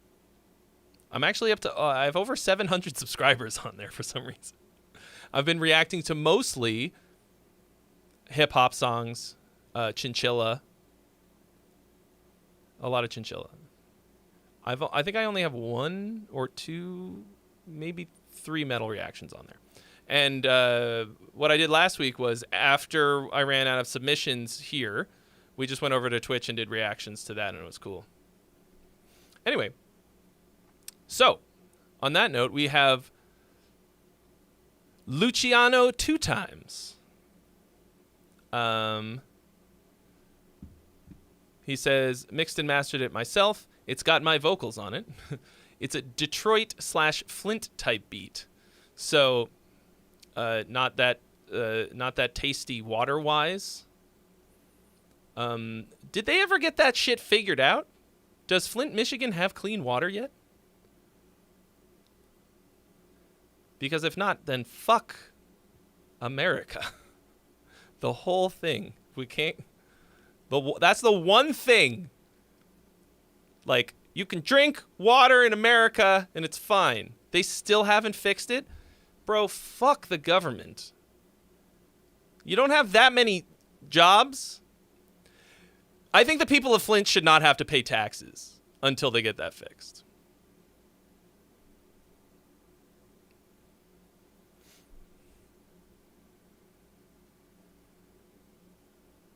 Like, it's...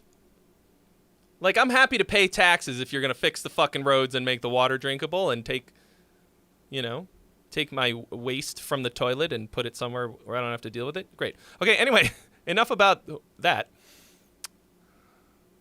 Here we go. Chicka Chicka. Production Slagidi. Oh, you said, I made the cover art myself. That's my actual chain on the chicken's neck. How did you get the chicken to stand still long enough?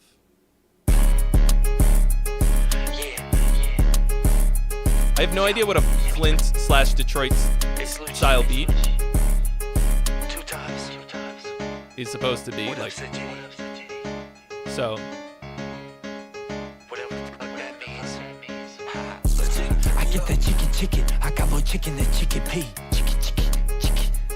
I'm in the kitchen with whipping. It smells like vinegar in here, B. I got the bag scratched out like. I got the gas and I snapped out like. I got the bag scratched out like.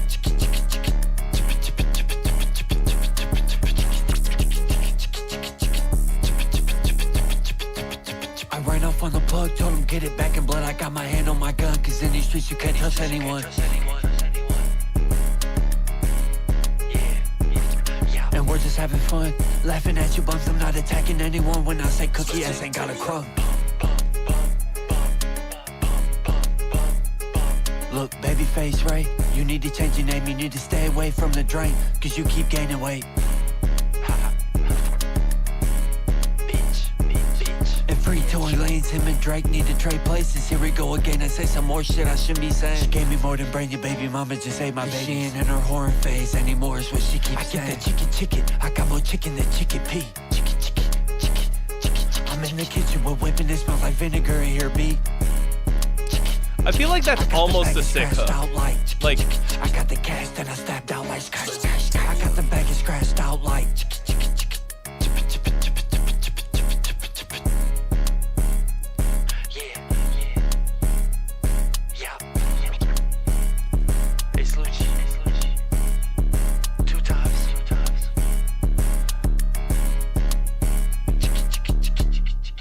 there is, for a song that is only 2 minutes long, there is so much dead air on here. You spend like 30 seconds on either side of the primary content of the song, making sure that everybody knows what your name is. All rappers got their thing. My thing is to make fun of other rappers. You are definitely not the only person to do that. Anyway, but like, and then like it felt like you were going, and then you would just like stop. Like your flow lacks flow. He invented the diss track. Yeah, I think you just accidentally invented diss track. Out like, I got the gas, then I stepped out like, I got the bag is scratched out like.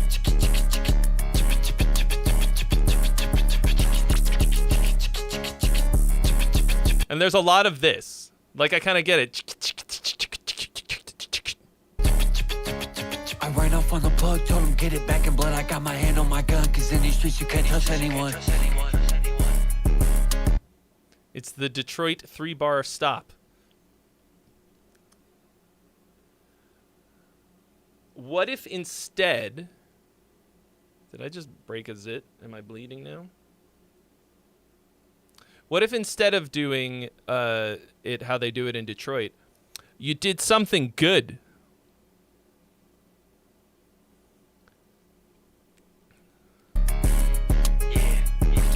And we're just having fun, laughing at you bums. I'm not attacking anyone when I say cookie ass ain't got a crumb.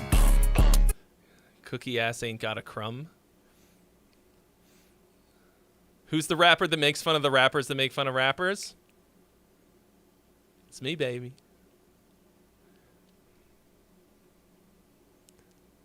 Except instead of rapping it, I just say it.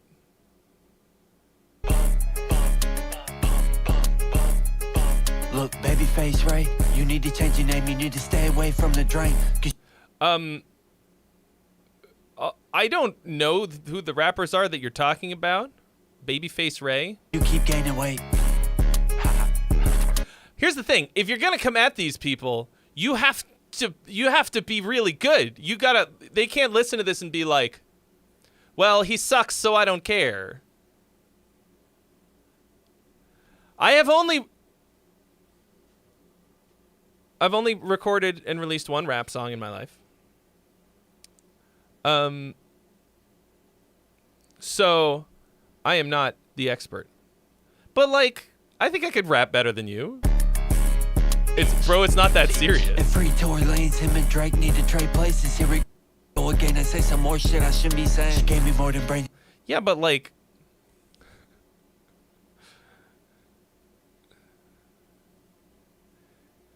why not just do it better? Baby mama just ate my baby. She ain't in her horn phase anymore is what she keeps saying. I get that chicken. I got more chicken than chicken pea. I'm in the kitchen, we're whipping, it smells like vinegar. Yeah, and also if you want to send something in to get critiqued, like let me cook this chicken. I got the bag scratched out like. You did it really fast. Then I stepped out like I got the baggage scratched out like. There's just like, you have like 3 fucking lines in this whole song. Like you have, it's 2 minutes and like maybe 16 total bars of rap. Like it just doesn't have any content.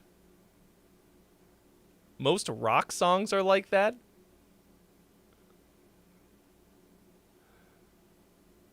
That's not true. I mean, I don't know what you're listening to. A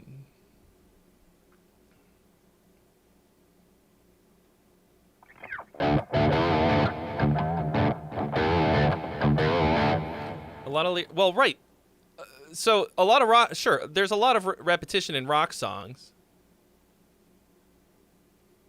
but this is not a rock song. This is a rap song. I was expecting more rap out of you.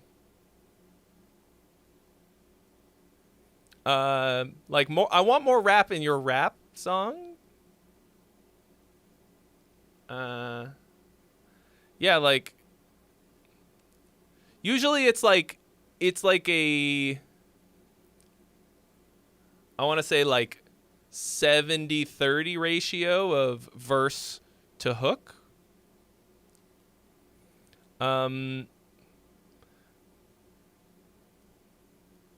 But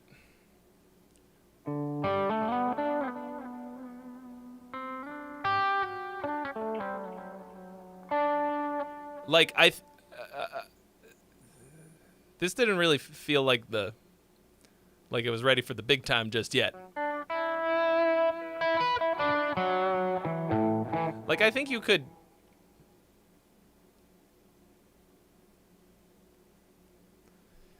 you might have something here if you like why not spend a little more time on it?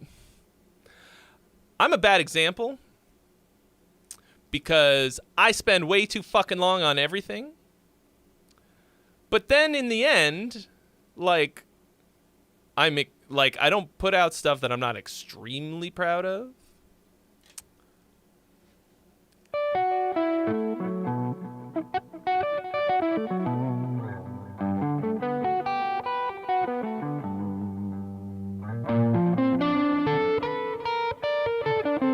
But yeah, I mean, if it's just for fun.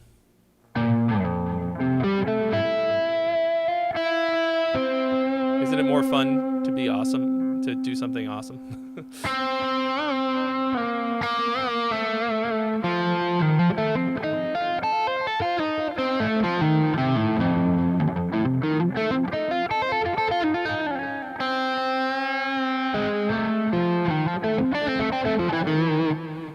I'm putting out an album this year that I started recording 5 years ago. And some of the songs on there I wrote 10 years ago. I've written a bunch of stuff in the meantime also and put it out.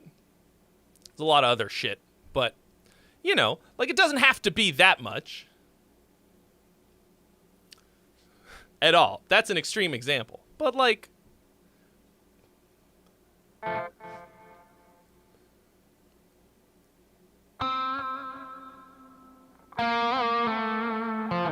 Do I still like them? Yes, I still love this album. Like, I love it. I listen to it, and it makes me feel how I want music to make me feel. Even after hearing it 100,000 fucking times. When I sat down and listened to the final masters, I was a fucking wreck.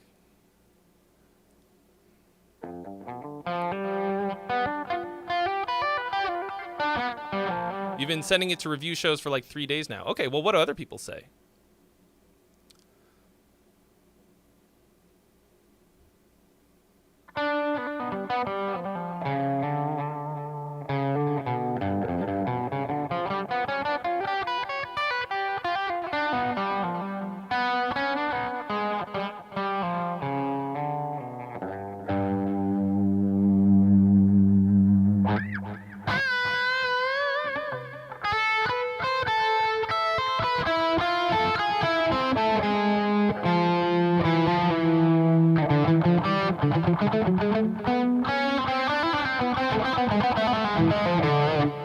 because you mentioned Babyface Ray and people love him in Michigan. Okay, so you name-checked a local celebrity, and people were like, oh, he said the thing. I'm going to record my next song and be like, who's that local celebrity? I live in fucking Glendale, so all the local celebrities are, you know, like proper celebrities. Be like, fuck Brad Pitt and his super good chin. He's so fucking handsome. I wanna fucking pants him.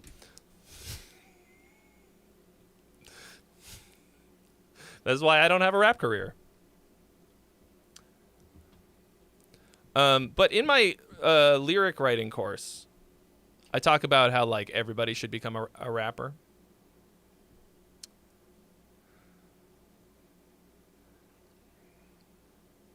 Like, not really, but like if you're thinking like a rapper all the time, you will write better lyrics, faster. The genre of rap you do is called shit talking.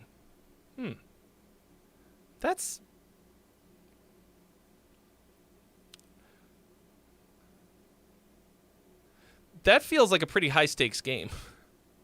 Like, once again, coming from the 90s rap perspective, there was a lot of like specific beef between rappers.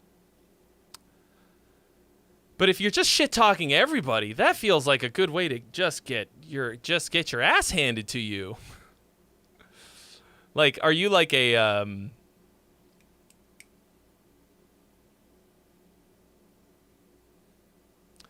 masochist? Like,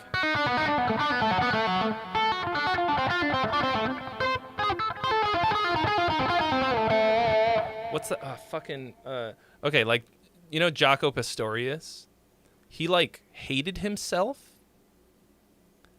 So he would go, he like, it's really weird. I read the story about how he died. Like, he would just go to bars and like start fights with people so that they would beat the shit out of him because he like thought he deserved it or something, and that's how he died. It's like really fucked up. That feels like you're just like taunting the bull.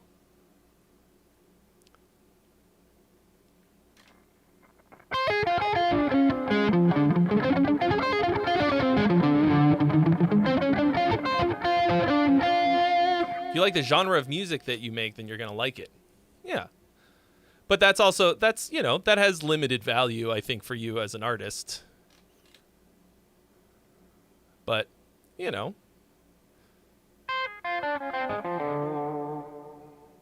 Okay, see you later. We're all gonna talk shit about you now. We're gonna write a collective response. We're gonna start White Knight rap, where we just defend people that you shit talk. What's his name? Baby Ray. Babyface Ray. Babyface Ray is an angel.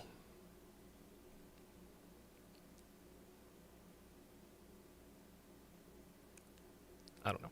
Oh, we're talking about, I was talking about,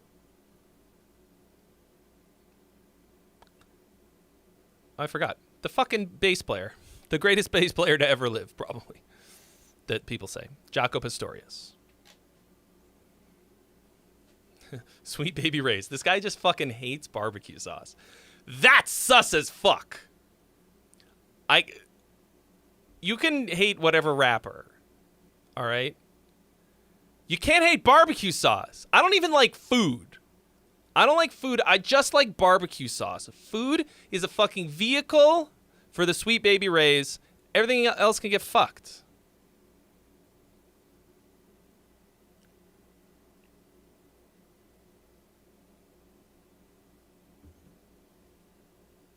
Who is Oscar Pistorius?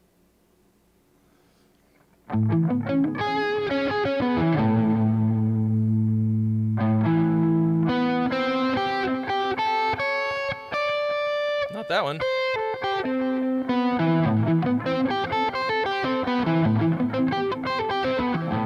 Nuggies are just meat spoons for Sweet Baby Ray's.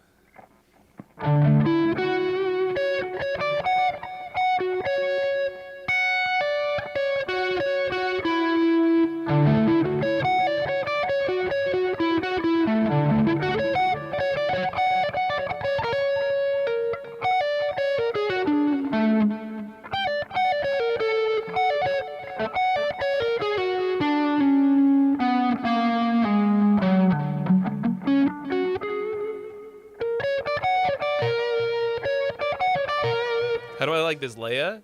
It is one of my favorite guitars.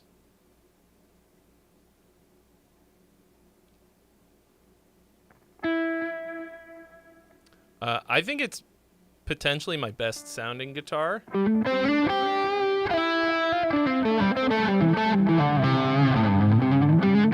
But I don't really use it for heavy stuff. So I'm mostly playing leads on it, but... Well, let's find out.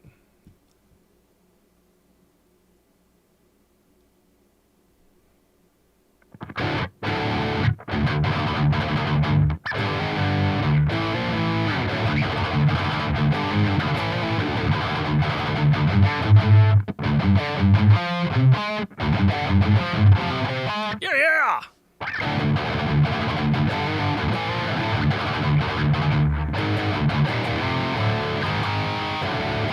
Why would I play a riff that I haven't played in 1,000 fucking years?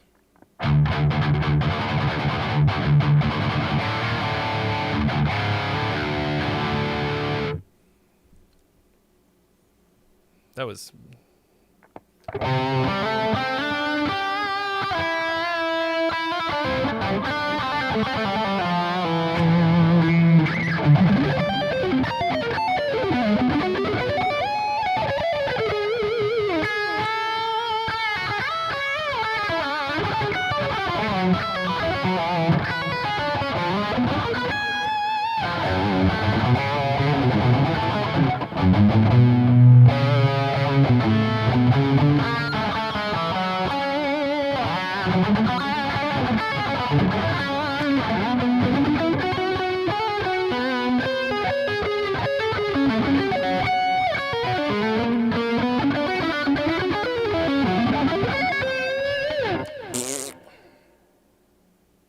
I actually have been playing guitar a lot lately, but not a lot of super technical stuff.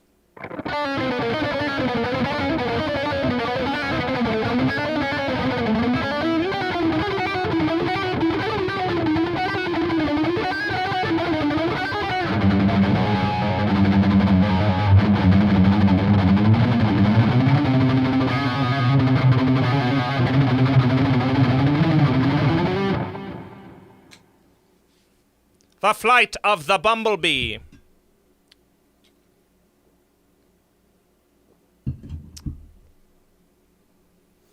Not the bees. All right, guys, we got one freebie left. And we're going on an hour since the last submission. So... if we don't,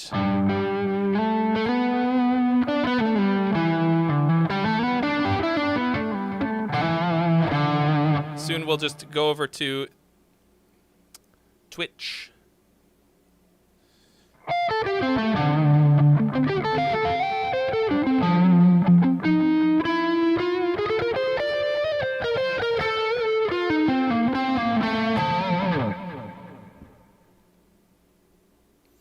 Oh yeah, Drop and Co have a song.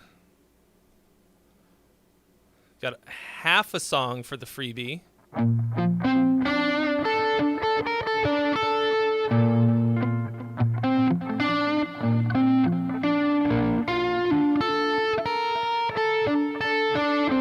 Oh, actually the freebie has been claimed. By Daniel Johansson. Man, I really think that like the rap promo game is kind of hilarious. Like,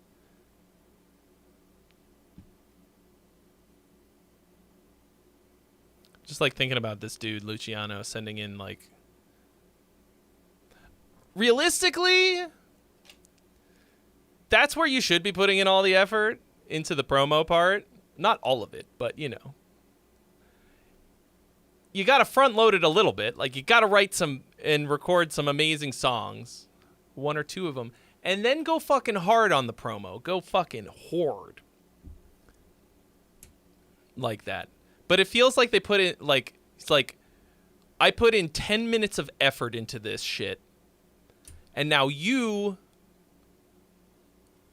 like, and now I'm going to just do every crazy thing in the book to promote it. And it's like, well, hold up. Promotion is next to worthless if you don't have something fucking awesome, right? Like, you can buy the biggest billboard in Times Square. You could have celebrities retweeting your shit. If it sucks, it doesn't matter.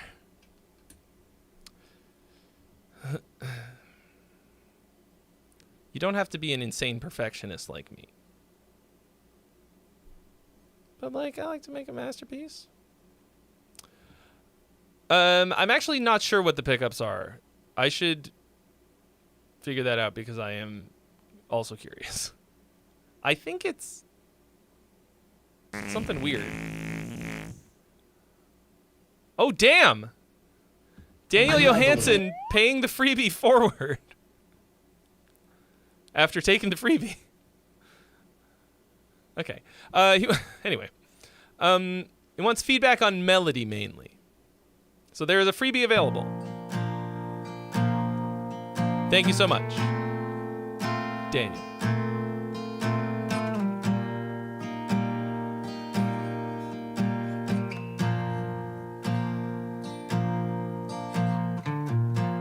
They say love, There you go. it is a river On your own again, that drowns. like so many times before. It's the same chords. What did you do That's a nice melody bit. wrong this time? You haven't got a clue.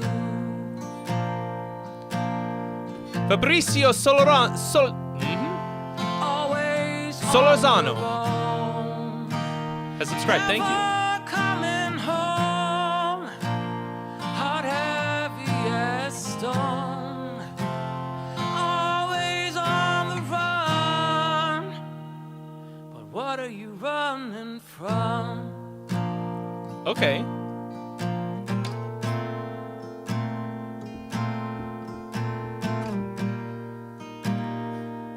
You think it sounds Scandinavian, Jim? From Daniel Johansson. So this is pretty nice. Honestly though, like, the main thing for me is just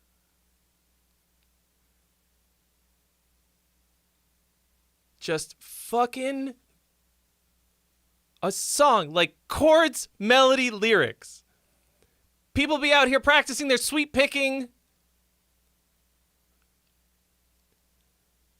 until they're blue in the face, when all you need is a fucking just strum a couple chords and sing some shit.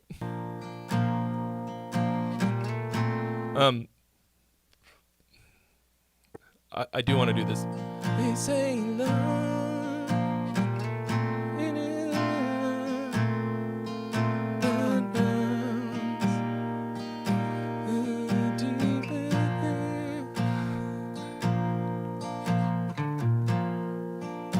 There you go. There you go. On your own again, like so many times before. I think you could not land on the root there. Keep the ball in the air a little bit.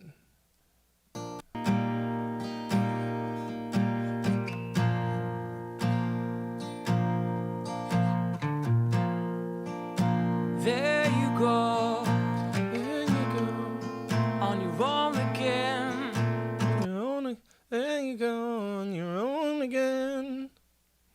So like you land on the root in the first. There you go. But it doesn't feel. I don't know. It still feels like the ball's in there. On again. Like so many times. Like so many times before. Many times before. What's a note? What's a chorus? Before. For many times before. Mm-hmm. Yeah, like a little bit of interest. Most of this is good. Slightly bland, but fine. What did you do? What did you do? Like so cool little phrase, little syncopated phrase. I want to hear that again. What did you do? Wrong. Hold on, wait. What did you do? Wrong this time. What did you do? On the You haven't got a clue.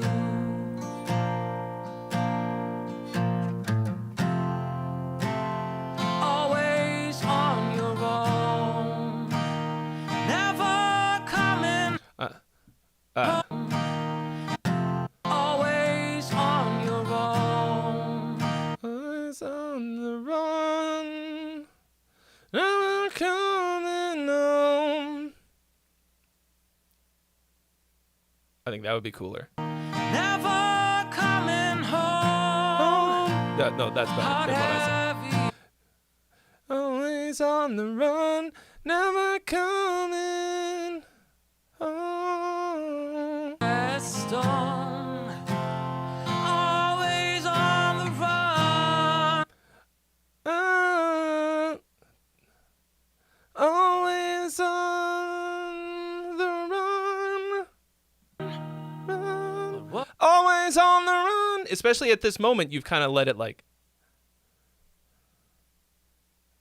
On the run. But what are you running from? But what are you running? Yeah, I mean, that's fine. That's a good place to land it, you know? What are you running from? And that's where the beat drops. Always on the run. But what are you running from?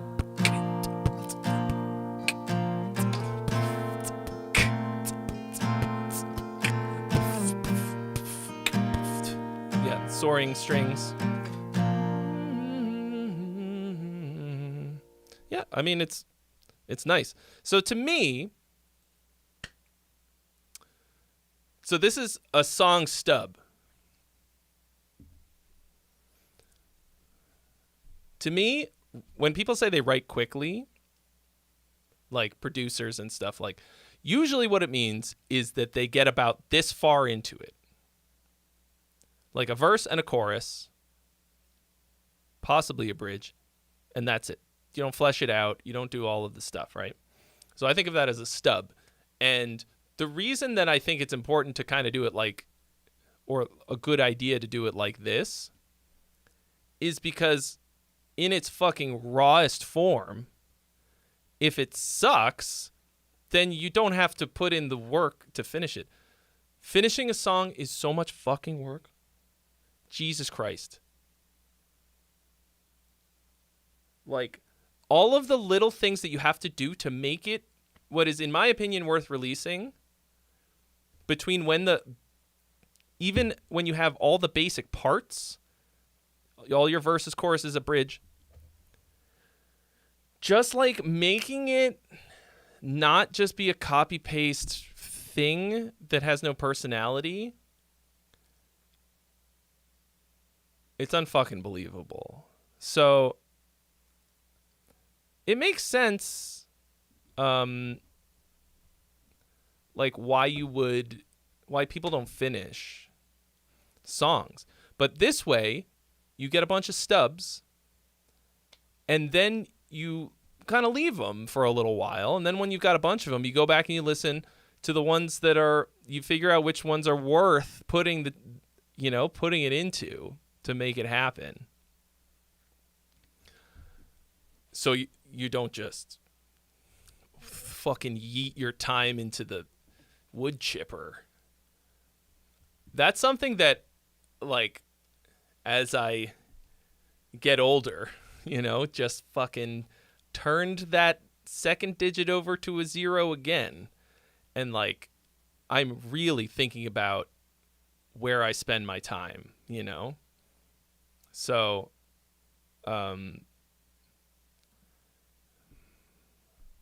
that's something. It's big. It's kind of everything, right? People are like, what is the meaning of life? Well, I can't tell you what that is, but whatever it is that's most important to you, there's a clock ticking. So you want to spend as much of that time as you possibly can doing whatever that is. Like, that's not the meaning of life, but it is poopy. But, like, it is a fact. There's a line in one of the New In Virtue songs. Time is a river and we're all headed over the waterfall. Or, as Gary V so eloquently put it, you're gonna die. You're gonna die.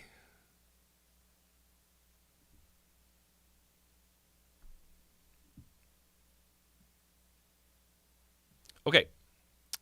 So the freebie has been claimed by Pastor John. And also, Drop, thank you for your donation. So Pastor John, what's your name? Your last name? Anyway, Johnny. So this was the song you said you went to the studio to record your... So you said this is proof of concept for the one you're going to be singing, or no, you were going to record? I'm confused. So this is proof of concept. Oh, it's going to do that fucking thing where I can't. Okay, no, it is going.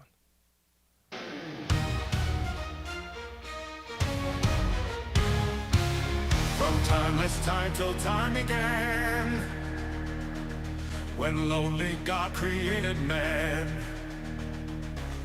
and set him in a garden place to satisfy communion's face.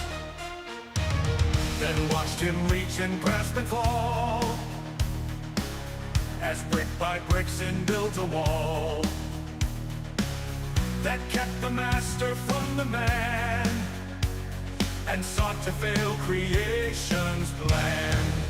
But then the Lord became a child, and man and God were reconciled. Sin's bearer took that awful weight, flung apart the prison gate. Okay, so this is sus as fuck to me.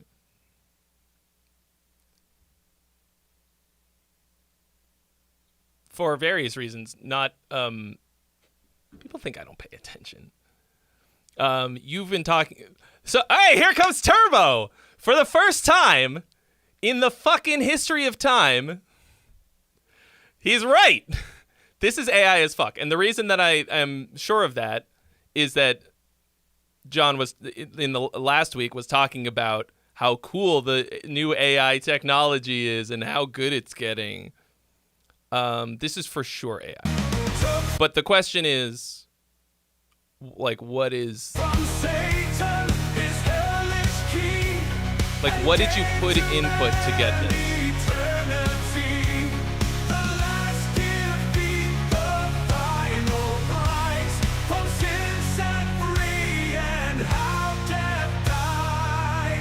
It's partially AI, but what does that mean? He broke the chains that bound us tight, gave us life and endless light. Now we sing and celebrate. His love is strong, his power great. But then the Lord... Next time, what you should do in the prompt, you should input, write good lyrics. You played a riff and sang and it auto-completes? I don't know what that means. You played a riff and sang and it made the... You know what? Get the fuck out of here with this shit. Another one. I'm not going to sit here and critique an AI generated song. Like, what are you trying to accomplish with this? Like, what do you want out of creating music if you're gonna let a fucking robot do it for you? Like what? Your dad wrote the song. Is your dad the AI? Like, I don't understand what's, like, to me, the reason that I do this shit is so that I, like, when I'm done, I have something that I made. You know? Your dad wrote the song, he has been dead for 10 years. Like, what do you mean he wrote the song? Like, what did he write?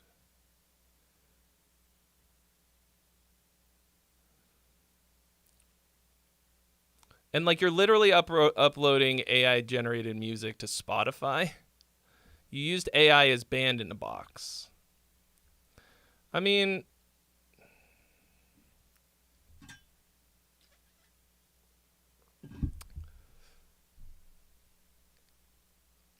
Like, I would rather have you send in basically what we just heard from Daniel, of you just, like, strumming a couple of chords and singing it.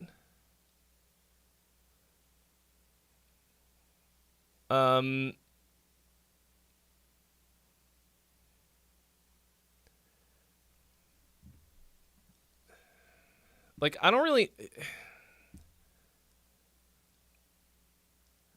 I guess what I think I want from you is...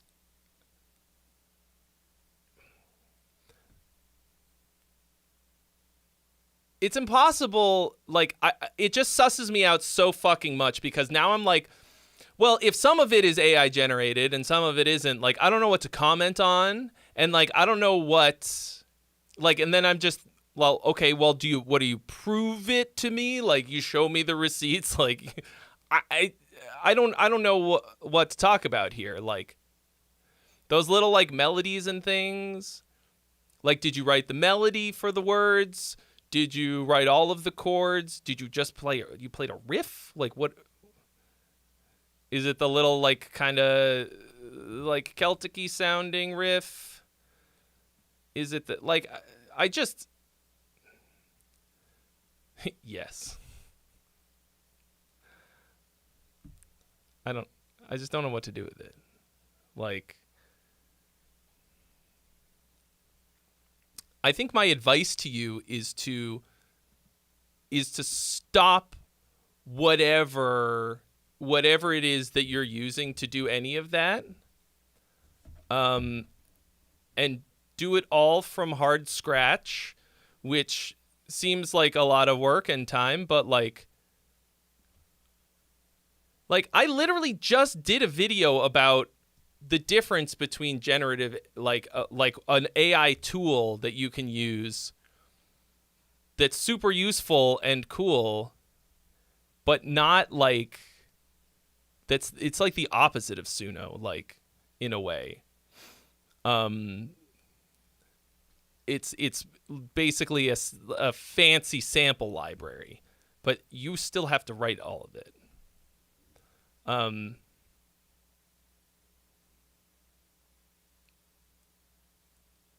I just don't understand, like, I don't understand the mindset. Like, what's the purpose? What is the benefit? Like, you want to make music so that you make music. So at the end of the day, you could be like, here, I made this music. Not like, I am putting out something that I contributed 10% of, and a robot wrote the rest. So I don't know if this is still true. I haven't been keeping up with it because I fucking hate it. But I'm pretty sure you can't copyright anything that is AI generated because you're not the author, right? Like, which to me says like all of it, right? You don't,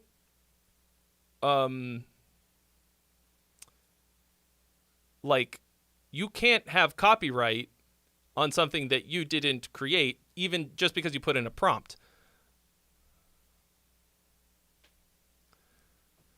Everything you put on Spotify has been written by you or your father, but in what sense did you write it? Like, you're going to have to give me more information. Like this is, to me, is like, sure, it sounds like a full arrangement with like a decent singer and all of this, but I would much, much rather just hear a real shit version of like strumming a fucking couple chords and singing it, to be able to give you real feedback. Like, what am I going to tell you with this? Production's great. So you said your dad wrote the lyrics. Okay, what about the melody, the chords, the chord structure, the drum parts? Like, obviously not. Like, sure, Band in a Box style is cool. Like, I do stuff kind of like, I've actually got a video coming out this month about like the one-man band thing that I do with for loop. I mean, in the video I'm not really doing looping, but like with like arpeggiators and like, for example, the session instruments from E, but that's for like a live performance. And like also the sort of and for like a one-man band performance. And like the difference is like,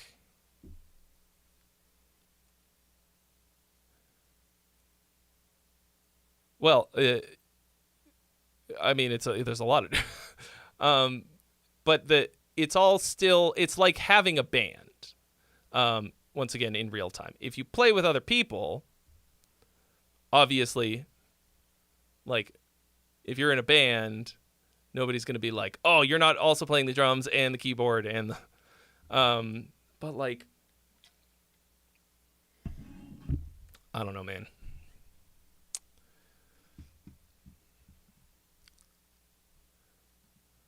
Like,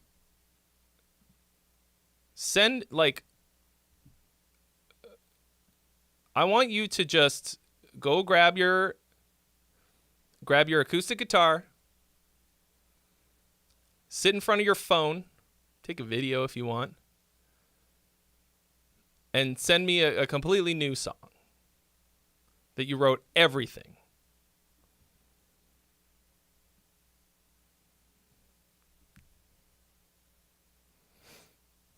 And there is still one freebie available. All right. Anyway, like,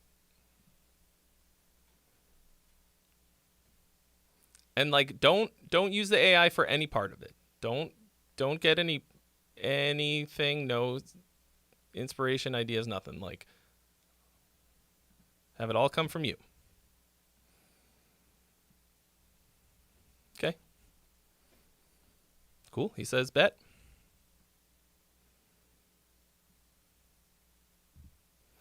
Okay.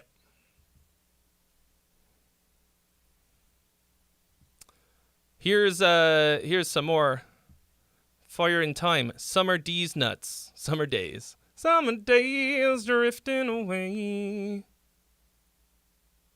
This isn't the song that you thought you were going to send in today, so the vocals are cell phone vocals. Was there... You want to...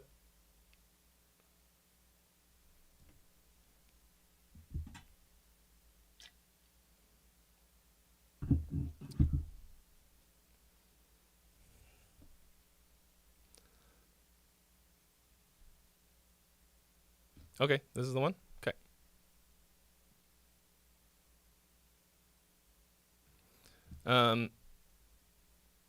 Okay, so this is cell phone vocals, so y'all know. Cell phone demo vocals.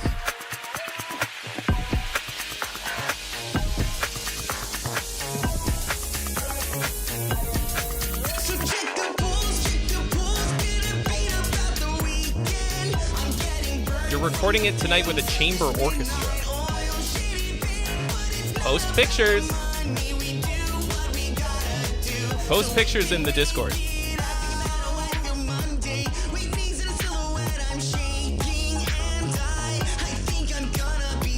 Genuine.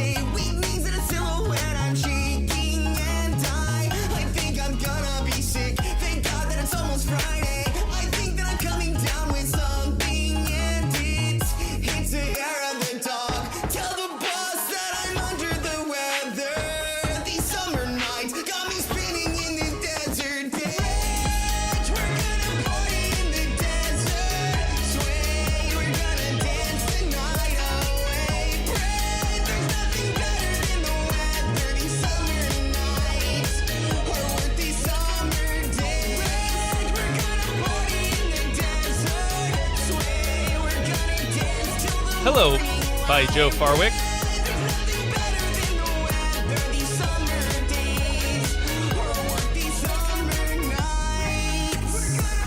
But oh, those summer nights.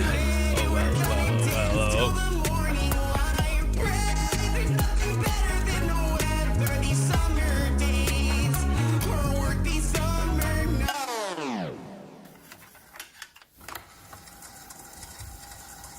Okay.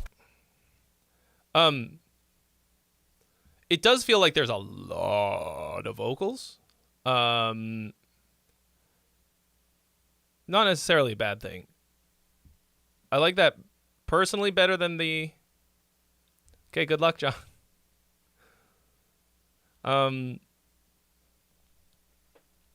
Yeah, I personally like that. I prefer too much vocals to not enough. Mark Mitchell, what up?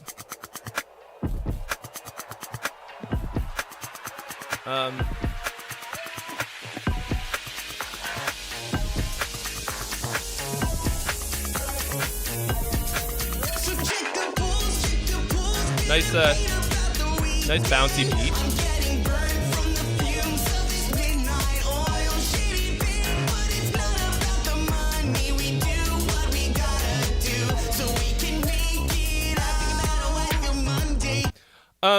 All of the vocals are sort of in the sort of the same register. I think at least for the first half of the first verse, like maybe up until what we've listened to just now, try a lower melody so you've got somewhere to go.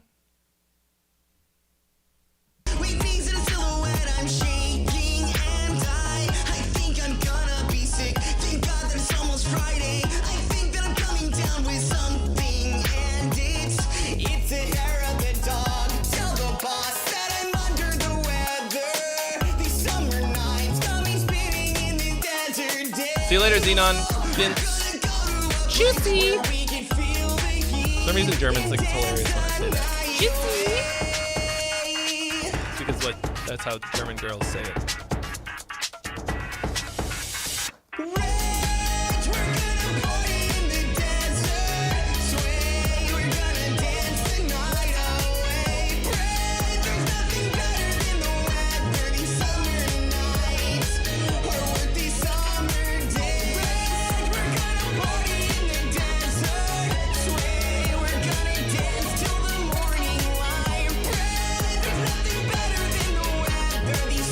That synth lead fits with the vocals pretty well.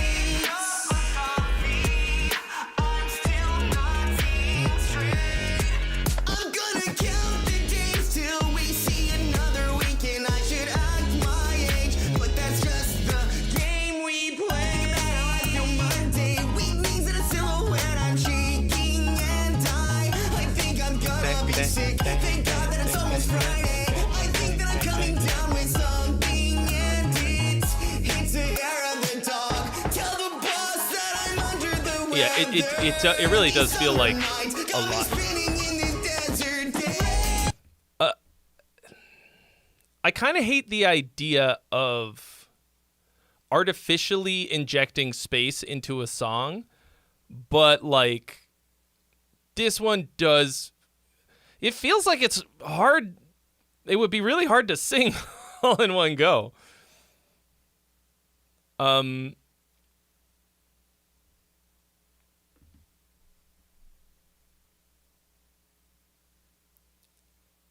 But it's never boring. I really like that little whatever the like pad instrument is.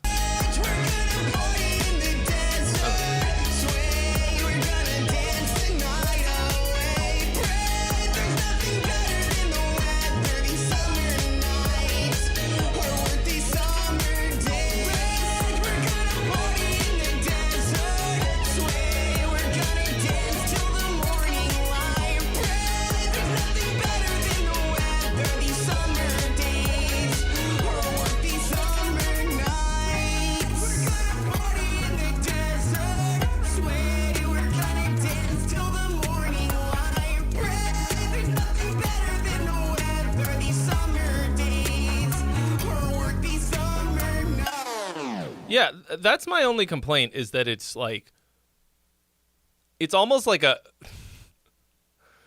black metal song in that it's like really bludgeoning in a way. Really interesting stuff going on the track for sure. And it's cool because you kind of like there's a couple spots where you sort of pull the bottom out of it, pull the rug out of it, and it's a little bit more bare bones, and it's still really nice. I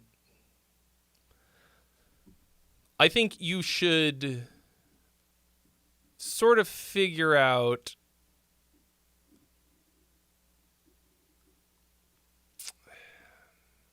like how to let the song breathe a little bit more, which is like sort of a little bit an old man critique. I've heard Rick Beato say that a bit.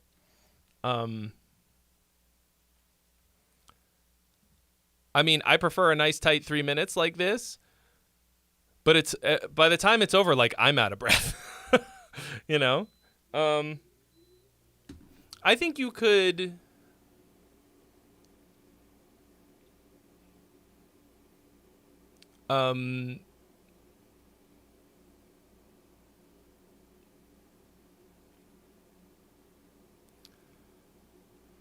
Yeah, the thing is, like, that's hard to do after the fact. Because you might wind up, like, butchering it. I'm not really sure.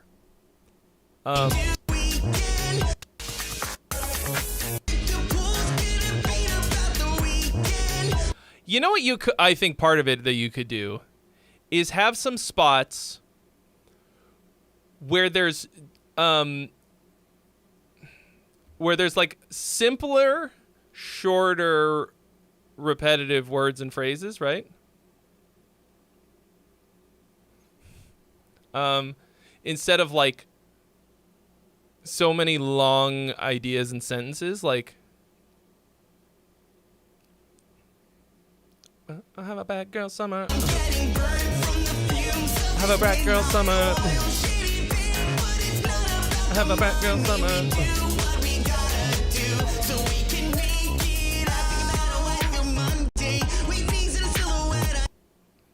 I think this right here could have been an instrumental break of just this.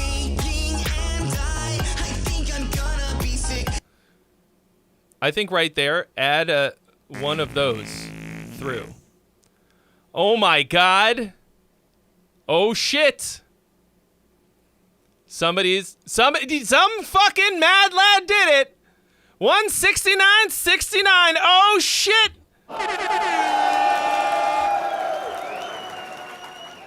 We got him. Ladies and gentlemen, we got him. Nice.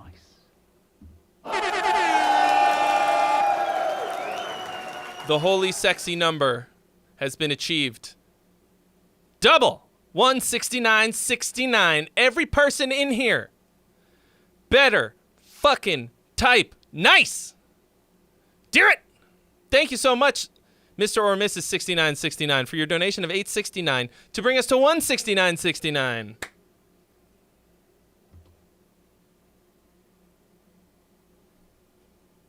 That's what's up. Yeah. So. Thank God that it's almost Friday. I think that I'm coming down with something, and it's the hair of the dog. So I think you could leave maybe that much instrumental and then have the singing come in. I think maybe you could. You know what would be cool? Oh, wait a second. So right here, just have that little. Not just that, but you know. Like drop the drums out. Whatever the fuck that thing is. Have that go a couple times, I don't know. And then like add in the lyrics and some drums, like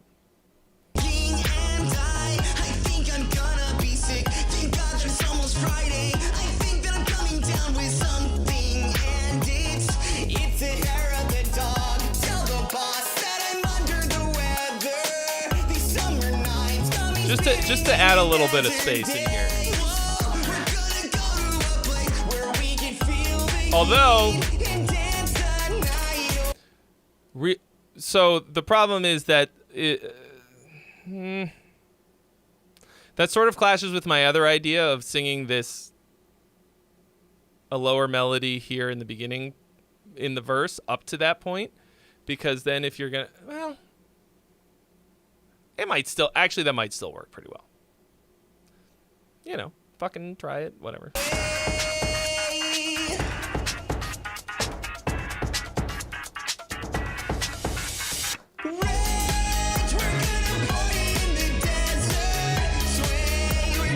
I think the chorus is good. Somebody asked me what I thought of the chorus.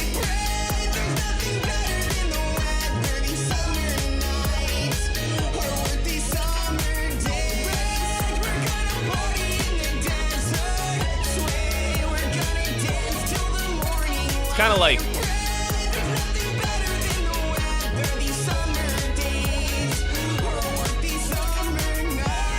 Like, that's already a lyrics to a Grease song from the musical Grease.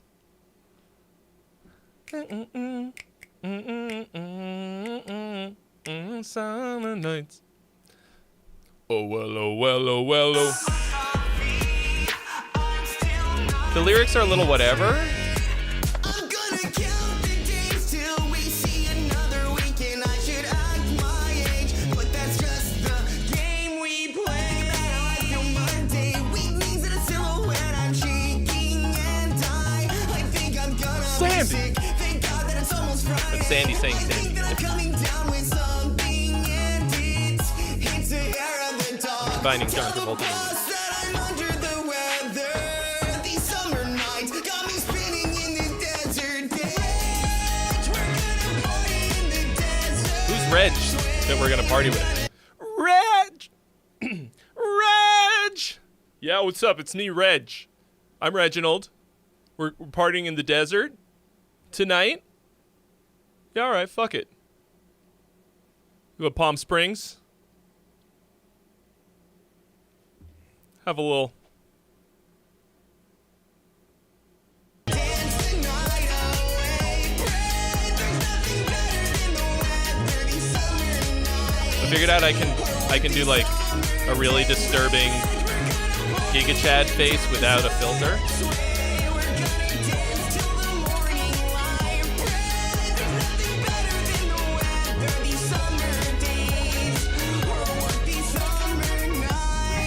We're gonna party in the desert. Sway, we're gonna dance till the morning light. Pray there's nothing better than the weather. These summer days. I think if I practice, I could probably do it a lot better.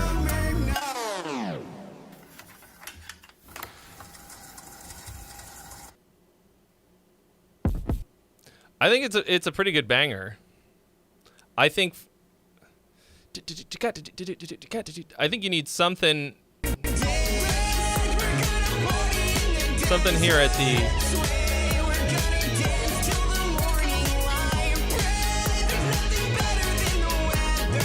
to make this last chorus kick off a bit.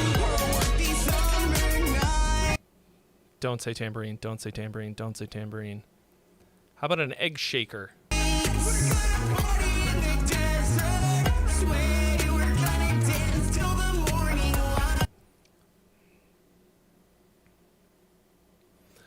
Maybe you could, because you say desert, I'm sort of obsessed with this, like, spaghetti western aesthetic.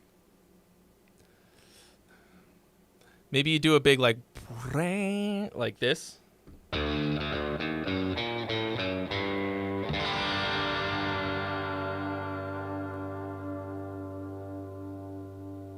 It's,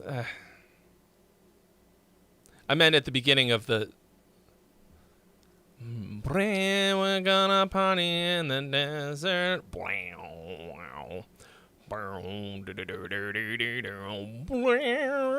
Just, it's a lot of spring reverb, little tiny bit of crunch. I think that sound is I think it's what is it called? It's an easy mix preset, like country guitar thing. If you type in country guitar thing, you're not gonna get that. And I think I put their tube screamer in front of it too. Anyway. I think this is sick. I think you guys are like, look, consistently making new stuff all the time, iterating, getting fucking mean feedback from Trey every week. And you guys have gone from me being like, okay, like this is fine, I guess, having like some pretty good stuff, to like producing music that I would listen to.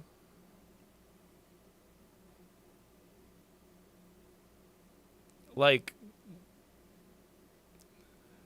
crazy how that works. if you just keep fucking doing it over and over again for a long time and then you improve. Man, people give up so easily. It's fucking crazy. Nobody understands that you have to get good at music, you have to you have to grind for 10 fucking years. You know? Or maybe longer, I don't know. I mean, I like to think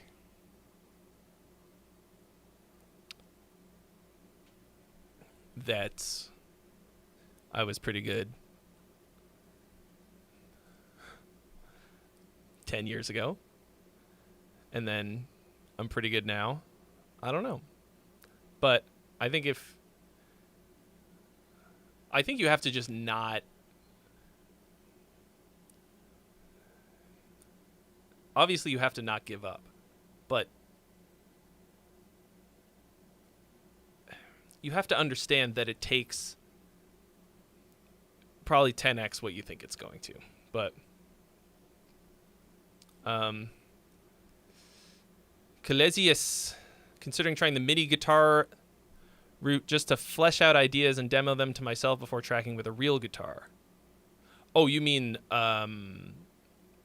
like a MIDI guitar library. I thought you were talking about like a jam stick, like playing in the other part.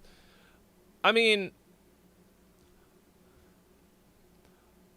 I think that would probably take longer because you're obviously a good guitar player. I've done stuff like that before. And to me, it's like more tedious. I think it's worth trying. Like, I think they have a free version of Shreddage. I think.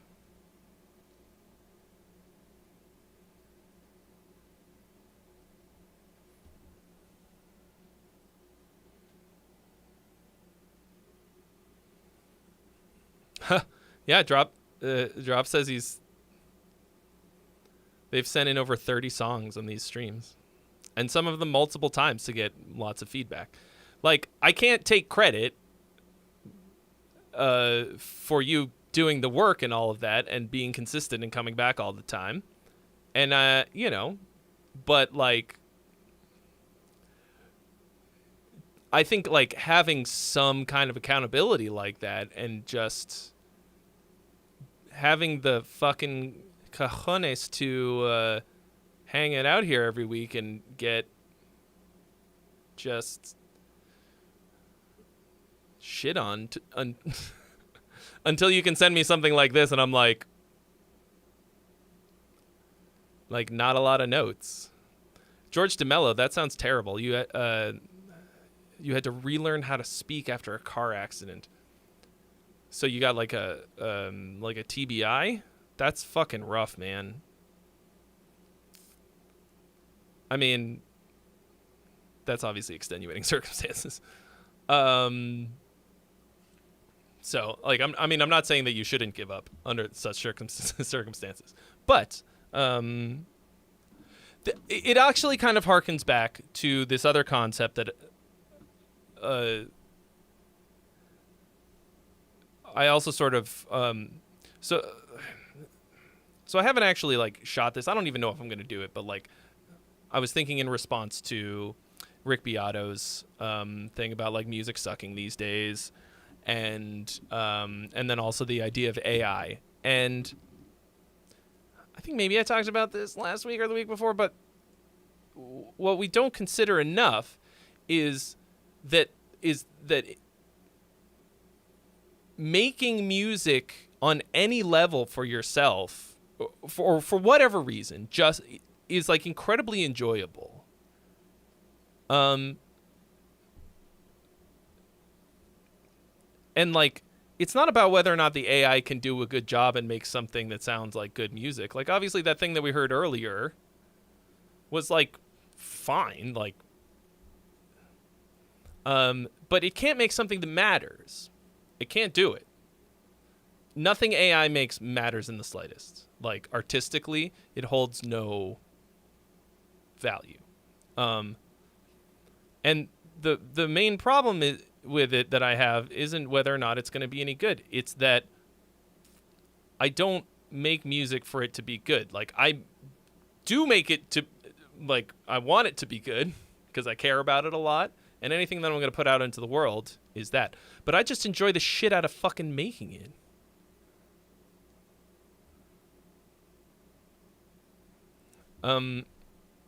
And you can do that for yourself, for funsies, even if it's not going to be good, or if you're ever going to put it out or anyone's going to hear it.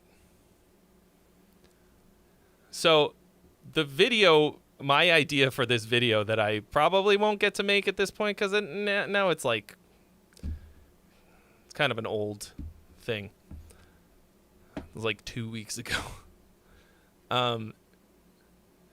Is that I have like actually a hotter take than him, which is that most music sucks, and it always has.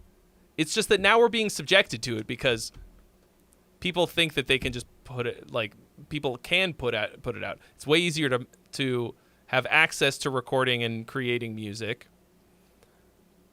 and putting it out, which is cool in a lot of ways, because that means that people who wouldn't have access to it otherwise can make something fucking awesome. Oh, the freebie's been claimed. Sorry, I didn't notice, Nuke. How long ago was that? Oh, 1 minute. Okay, I didn't like. All right, the freebie has been claimed. And then also, Girth Brooks. Thank you so much for your donation. You've been added to the list. Goodbye, 169 and 69. Everybody say bye. Bye. Don't type bye, because if you type bye, it's... I don't fucking know. Anyway, I'm going to finish the thought that I had. But, like, you know, think about how many guitars Fender sells in a year. It's fucking crazy. There's like 3 guitars for every person on Earth or some shit. There's like a whatever, like a goddamn average. It's like an average of 3 guitars per person or something. And like, people just like learn to play a little bit. This was weird when I was teaching, because I just assumed that everybody who was taking guitar lessons wanted to be a musician. I taught guitar for 10 fucking years, and like, it never really occurred to me that people would just do it for their own enjoyment.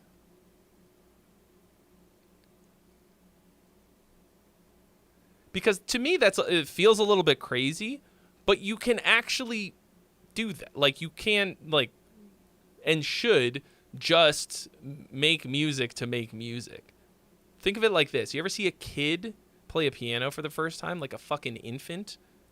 It is magic. Music is fucking magical. And a piano, like, because it's just buttons, like, anybody can make it make a musical sound. And, like, I forget that shit all the time, because I'm like, I know how to make a song that people will enjoy. But you could just do it for fucking, to learn a new thing and to create joy in the moment. Anyway, so like, I have such ambition. Like, I think fucking huge all the time. So for me, I'm like, how do I make a career out of it?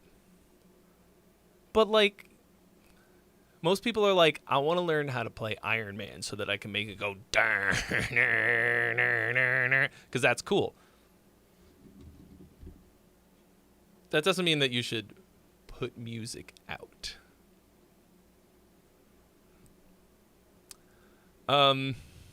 That's a whole other story.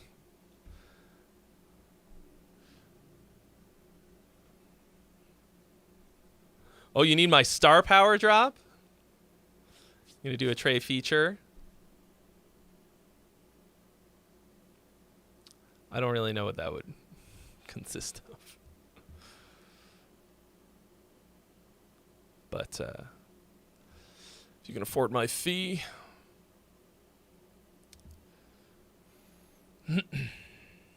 Anyway, that was a very long rant. Okay, Marcus Larbring. Every time I see that name, all I can think is LARPing, Marcus LARPing, and I'm so sorry. A metal song that was made for my band Hollow Embers. I would love to know if Trey has any good ideas for the middle part. Let me tell you something. I almost never don't have ideas.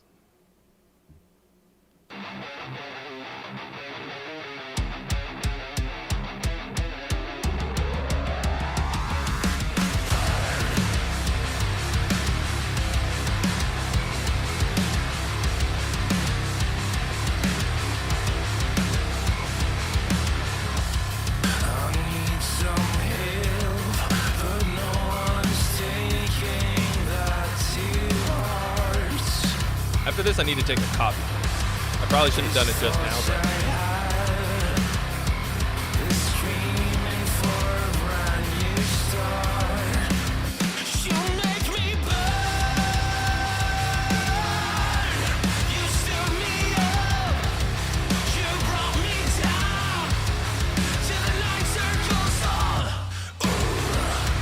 That's kind of cool. Lyrics...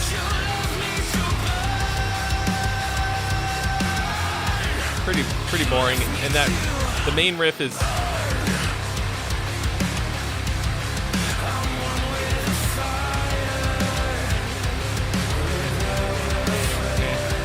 really stupid. That's a really fucking stupid riff.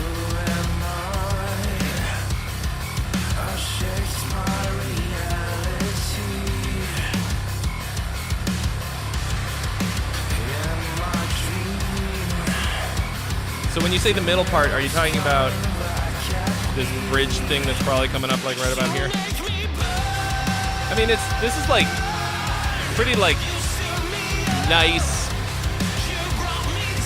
decently done butt rock.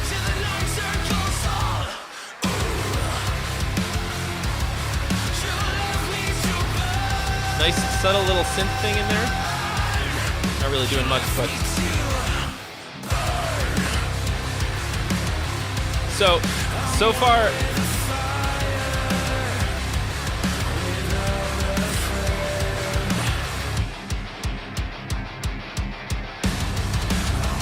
your second verse needs some work. Okay, you're talking about this part right here.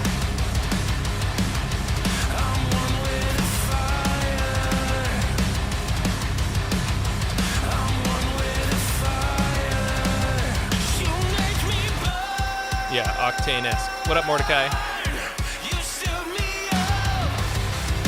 Okay, so the main thing that I think you need to do with your bridge is to not make it, like, not be fucking the same chord as the rest of the song. Like... The bridge needs to lift the song and take it somewhere different, especially. You need contrast to all the other parts. But it just... And the melody's just these two notes.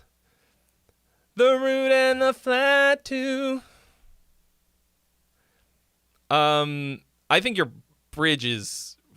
I think it's bad. Like, where's the button? Where is it? Delete that. Just cut the fucking bridge entirely and completely rewrite it. Because it doesn't, it's nothing. It's nothingness. Start on a different chord. I will basically 100% of the time start the bridge on a different chord than we've started every other part of the song, section of the song on.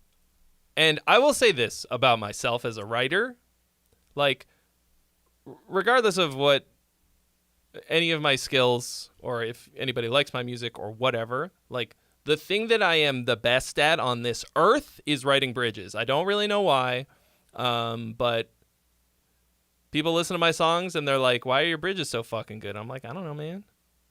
Cross the water. Just, there's a river, you got to get over it. Bridge. Boom. And I've like tried to sort of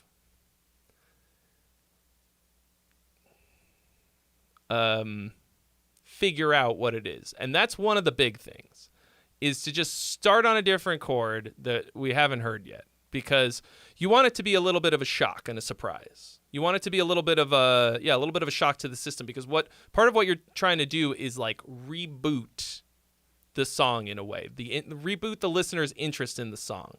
You're trying to get them to, because by the time they've gotten to the bridge, we've heard 2 verses and 2 choruses, and your brain is just expecting the next verse. You've tricked their brain into believing that that's what's coming. And you can, so that's when they need the surprise. That's when they need the boop. Michael Boot. Did someone say boot? So, yeah, Jim, I think that's a pretty apt description of it. Fairly solid, but bland. It's very bland. I think it starts off, like, as soon as I heard this riff, I was kind of like, oh no.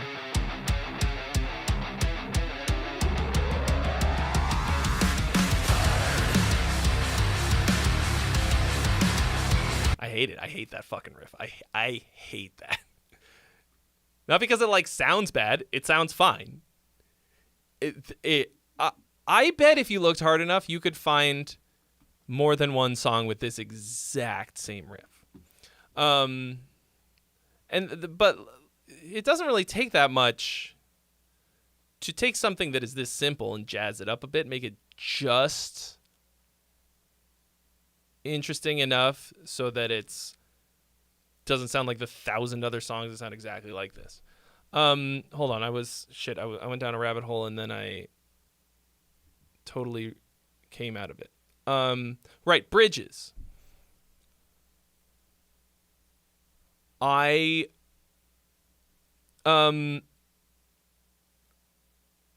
so you want to sort of contrast lots of the elements that we've heard so far in the song, from the verse and the chorus, right?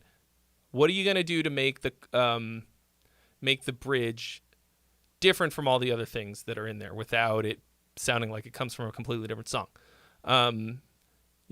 So let's see. So the backbeat throughout the song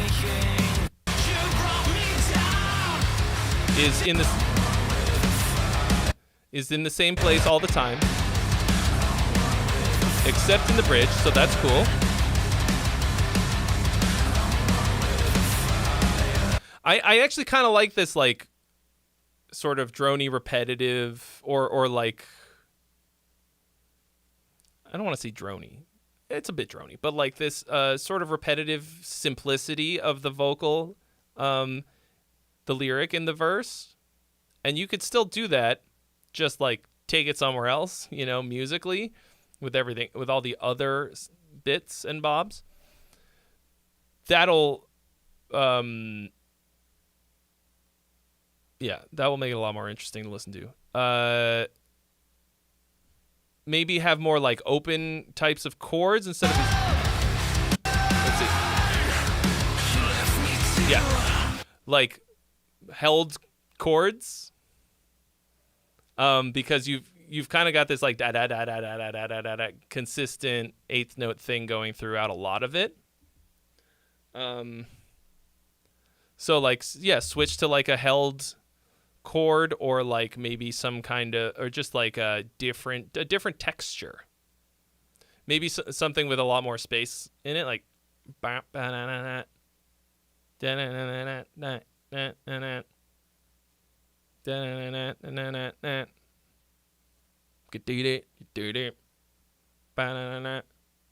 Ba-na-na-na-na-na-na-na. Ooh. Or whatever. But yeah. That to me is what's going to take this a little bit over the top. Because right now it's fine. Like, decent chorus, even though it's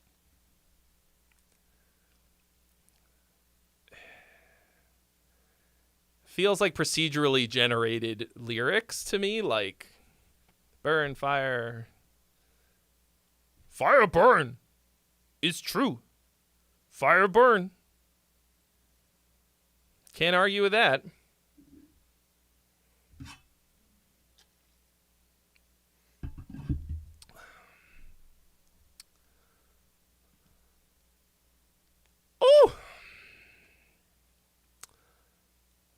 So I think you could do better with those lyrics too, personally. Melodies are good, vocals are good, production's cool. Production's pretty clean and heavy, and good melodies for the most part, except for that one in the bridge. Yeah. Cool though. Like, it's a good start. All right. Girth Brooks says, roast me while I wait on the vocal track to get sent to me.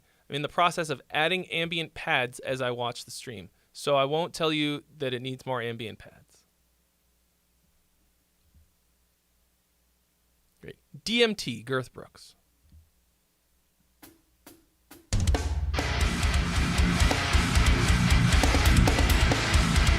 Oh, shit. I was going to take a coffee break. I need my Java. Oh, wait.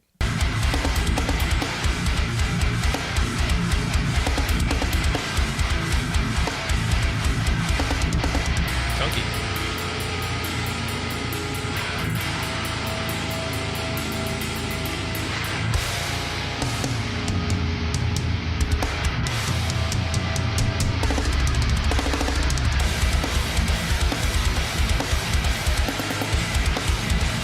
What about that last beat?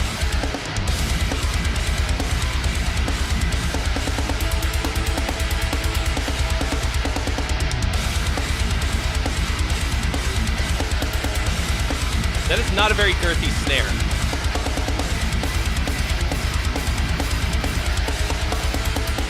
That's a very tiny sounding snare. It's got a lot of pop to it, but sounds a bit thin. Here it's got a nice ambience to it, but your drummer loves piccolo snares. You can layer it up with some other stuff in a way that it won't lose.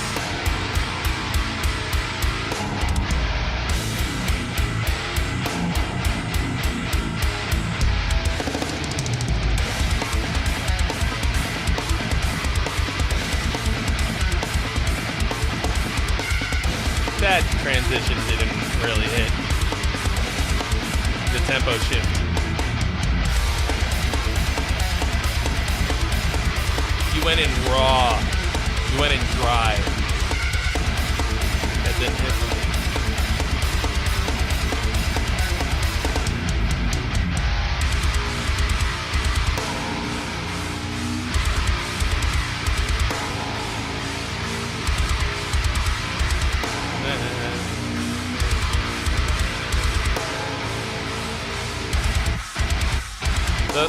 The poll is open. I always forget to say that. You can now vote song or gong.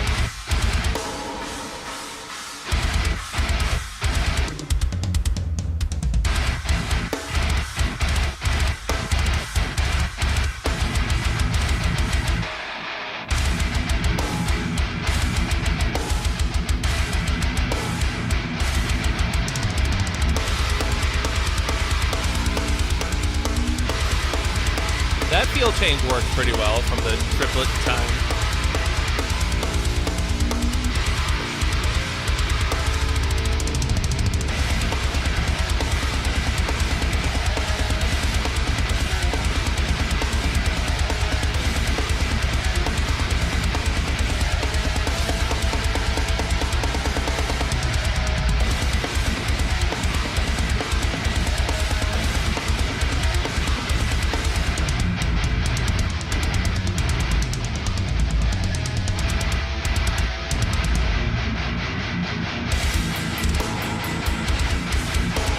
back to this tempo shift because I don't remember you getting back to the original tempo.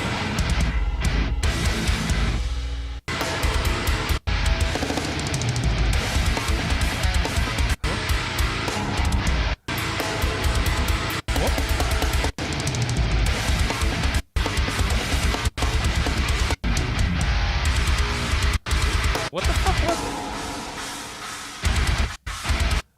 Am I fucking crazy?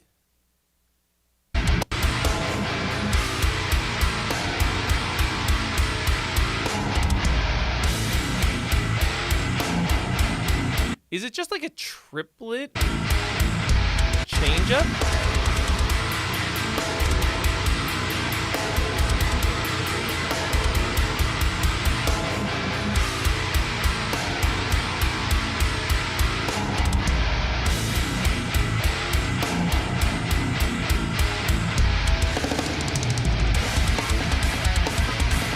Ah, okay. Interesting. Huh.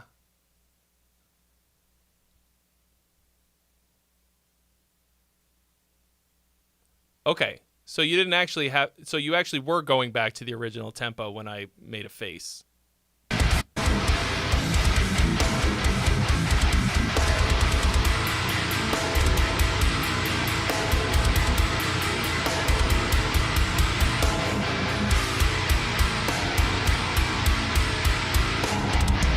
Hold on. So dun dun dun gong gong gong. This would be triplets, right? Dun dun dun dun dun dun.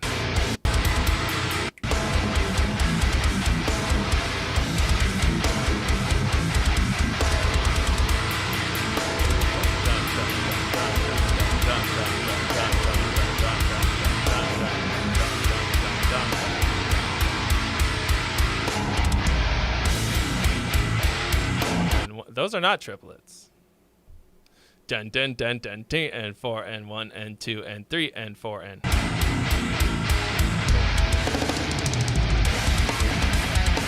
I am not entirely sure what you did here. I'm a little curious to see the conductor track in your session. Drew Haffer, thank you so much for your donation. Time for a new hat at last. Been wearing this fucking thing. Ooh, I gotta choose a little more carefully right now, maybe. Ooh.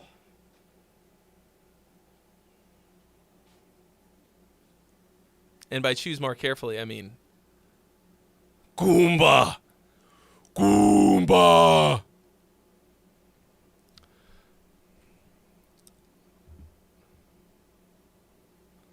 So,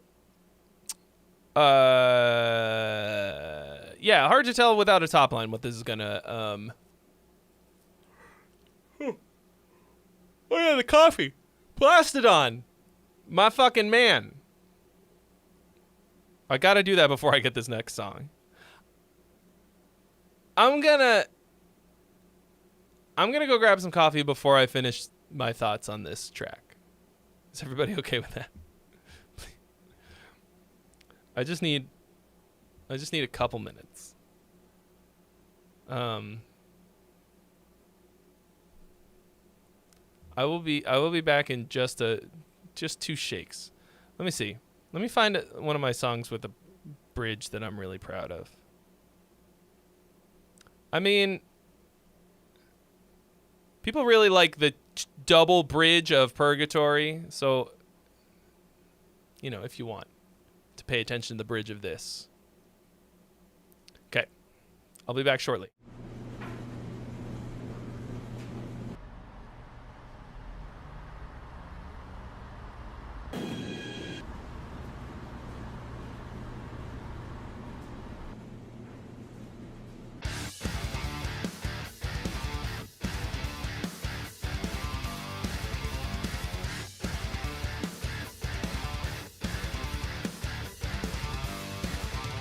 Nothing is worse than this. I am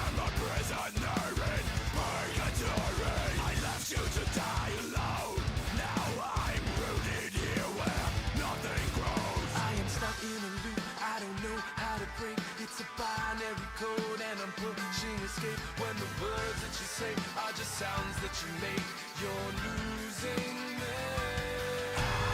Only remember this, I am a prisoner with no memories. I've sprouted the seeds I've sown, now pushing the rock is all I know. Sentenced to wander, die of exposure over and over, under open skies of torrential pain.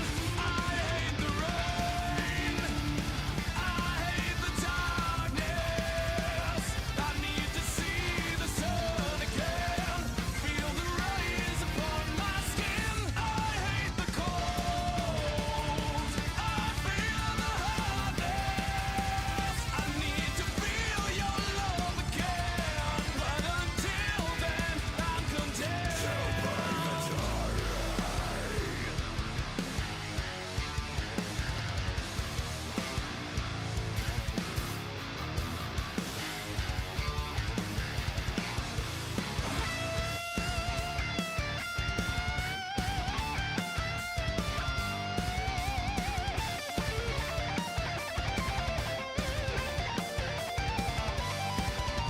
It's time to be done with this. I am the sentient resistance of entropy. I was left here to climb alone. Now I release myself from this wretched stone. I am stuck in a loop, I don't know how to break. It's a binary code, I'm pushing escape. Words that you say are just sounds that you make. You're losing me. Sentenced to wander, die of exposure over and over, under open skies of torrential pain. I hate the rain, I hate the darkness. I need to see the sun again, feel the rays upon my skin. I hate the cold, I feel the hardness. I need to feel your love again. Have I not suffered enough? So tired of rolling the stone. Paper handcuffs and shadow walls, shackled here by guilt alone. One more day, I am not your slave. I'm setting myself free. This will not be my grave. I'm trading in this mountain for another earthly chance, just to wander, regain my composure. Those days are over. Stand under open skies, and I have a name. I'll beat the rain, I beat the darkness. I live to see the sun again and again. I face the cold, I break the hardness. I live to feel your love again, but as of now my sentence ends.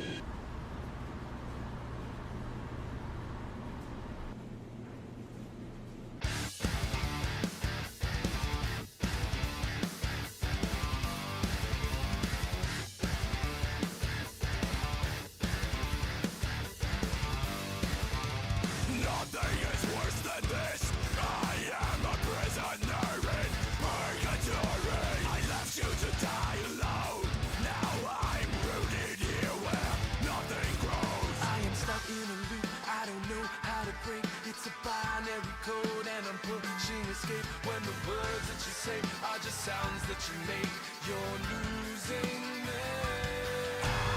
Only remember this. I am a prisoner with no memories. I've sprouted the seeds I've sown. Now pushing the rock is all I know. Sentenced to wander, die of exposure over and over. Under open skies of torrential pain. I hate the rain. I hate the darkness. I need to see the sun again. Feel the rays upon my skin. I hate the cold. I feel the hardness. I need to feel your love again. But until then, I'm condemned.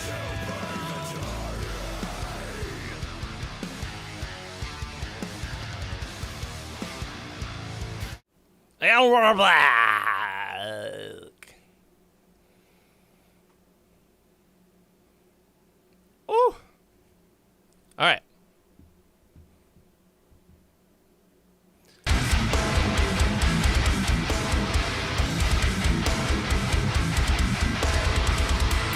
Trying out some Catalina Crunch.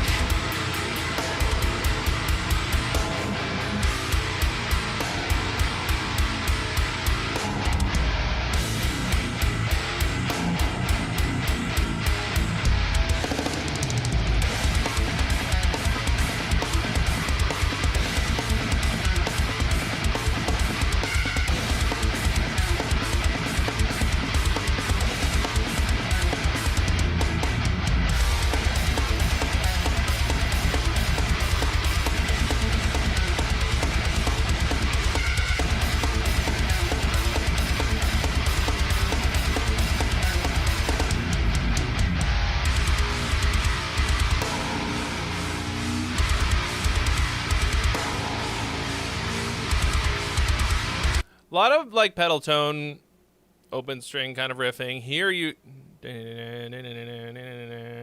go somewhere else.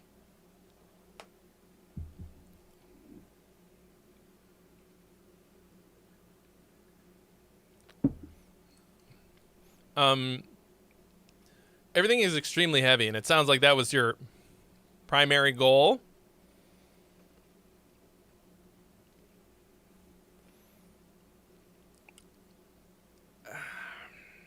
This sounds like a lot of other stuff, like a lot of other people's, a lot of other bands of this ilk. I didn't get a nap.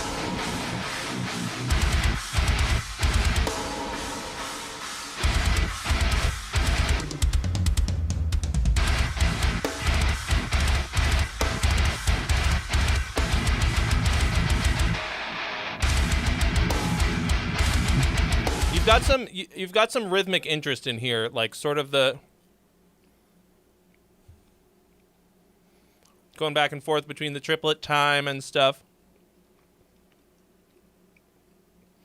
Your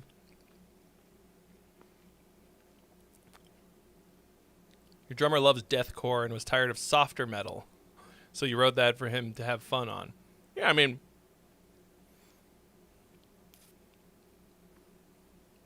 it's gonna, you know, I think the top line and other elements are gonna be kind of make or break. I think the riffs, like, I think when people think of stylistic choices like that,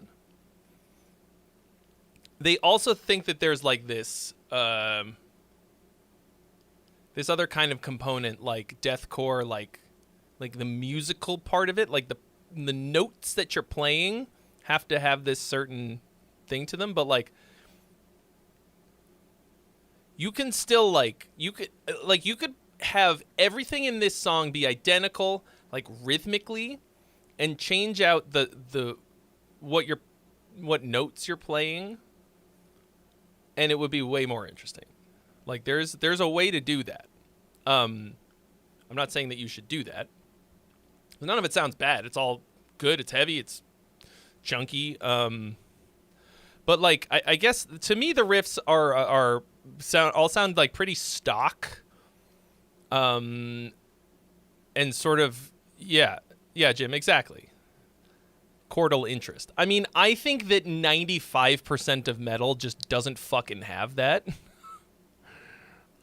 Like, I don't know. It's like metal missed out on the concept of chords. This has like a little bit. You know, you're going around to a couple different like key centers, but it is mostly like sort of in one area, and like you can move around the neck a little bit more, you know. So I think once you get the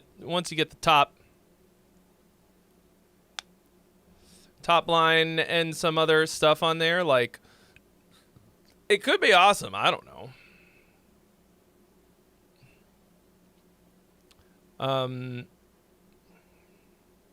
Yeah. But production's pretty slamming. So those are real drums? Or you said you have a drummer. Is he playing on E drums or something? They sound like performances, but like maybe, but fake sounds. I don't know. Okay, well, yeah, finish it up, and we'll see. It's got potential, I think. All right, Drew says, song I'm working on, IDK where to go lyrically yet, so I guess help me on the mixing side. Real kit, but sample replaced shells. Okay. To me, the thing that sounded the most fake or processed was the ride, but if the ride is real, then it might be up too loud. Anyway.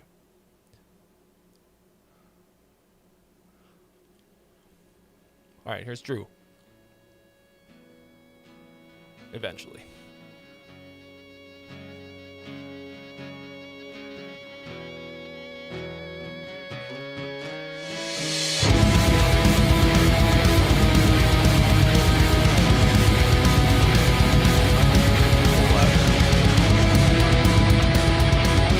Very dark.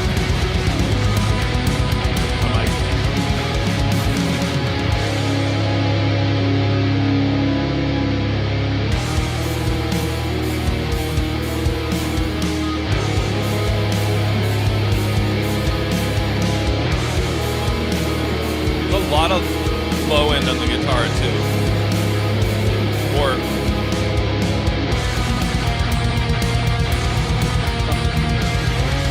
it's a bit muddy, but it's very full sounding.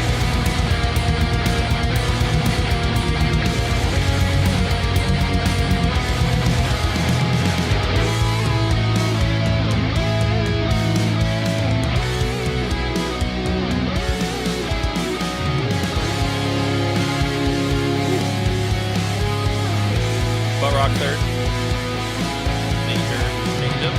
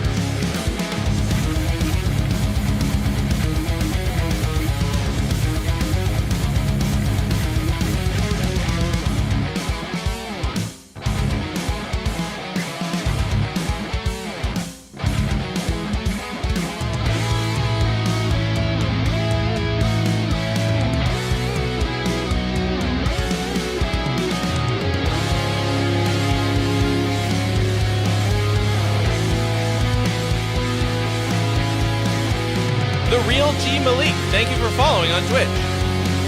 Cheers.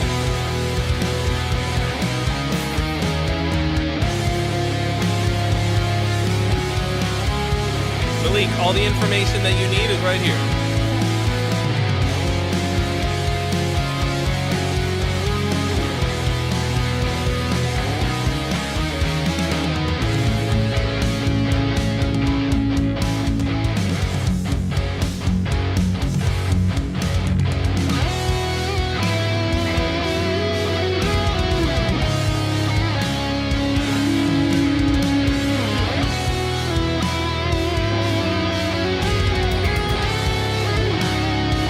What up, room mother?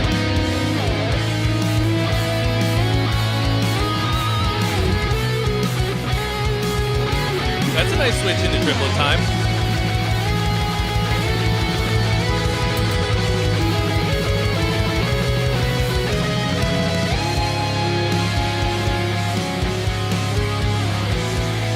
Last beat sounded weak there.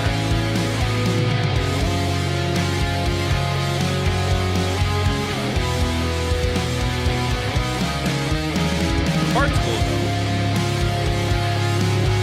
It's really bad sounding, which is kind of nice.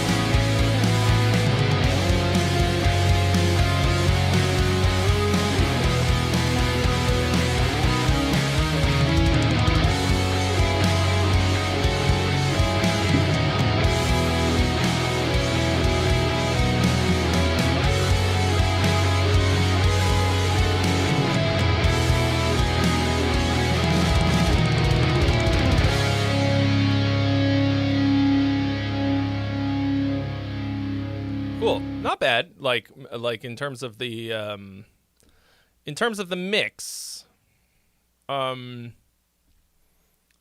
yeah, the guitars need a little bit more. Need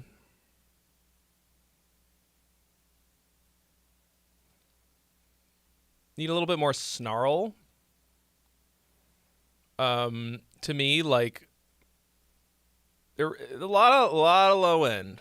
Oh, Malik wanted to let us know that he doesn't need the song played that badly because he's already got 2 million views. Yeah, well, there you go.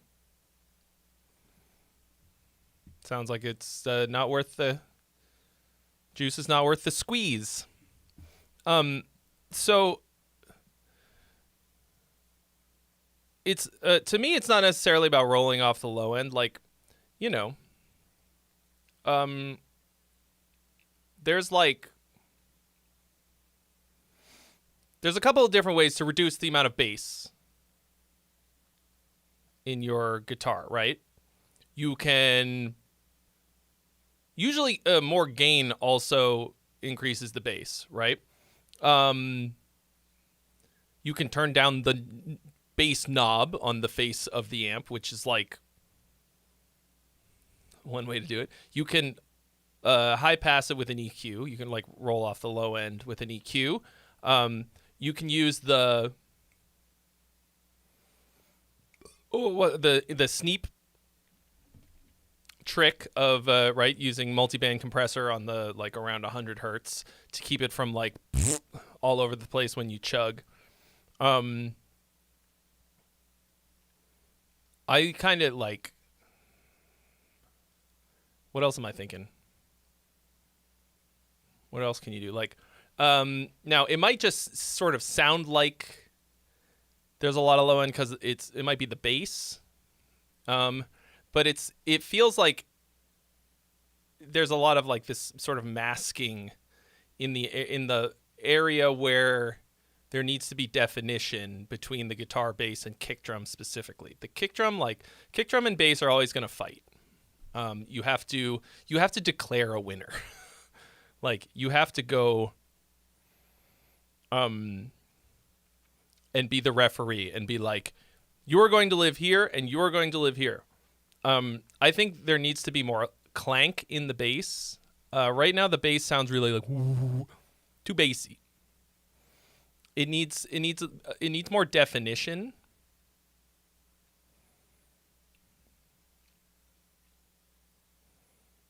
A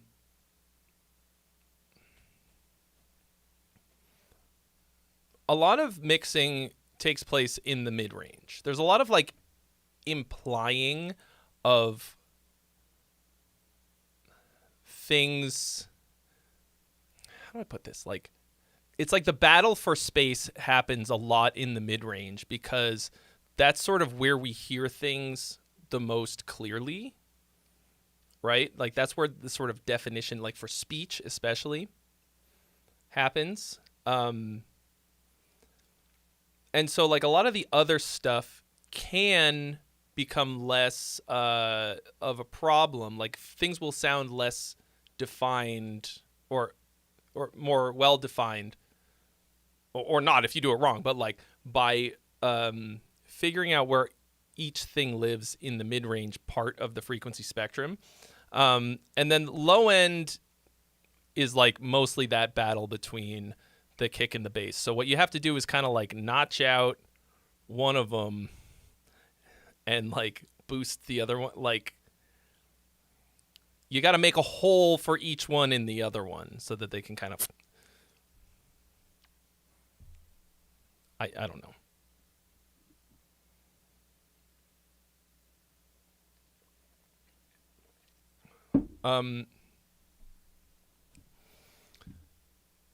So like, yeah, side chaining can help too, isomatic, but like, it really depends on the style too. Like, it's not really gonna, like in metal that can, like you can get away with some of that. I mean, not get away, but like, you know, it can help, but also you don't want to hear the side chaining like it's what's it called? You know, like it's like a dance track. So, but I'm specifically thinking of metal. So, but those kinds of things can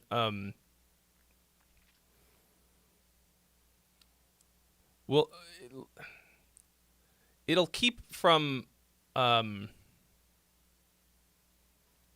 you just don't want it to sort of like shit all over everything. Right now the low end is just like sort of shitting all over everything, and like whether you like increase the like mids and high or like take down the make the low end a bit tighter or whatever is like, it's kind of the like same outcome. It's just going to be louder or quieter, and you're gonna have to make up for it in the mix bus, whatever. But like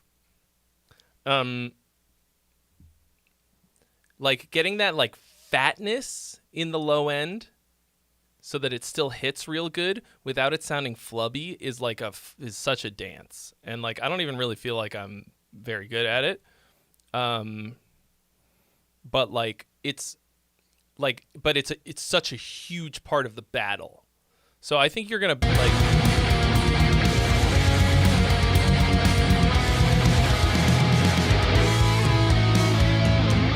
because like I can mostly hear everything. Like everything's it's reasonably clear.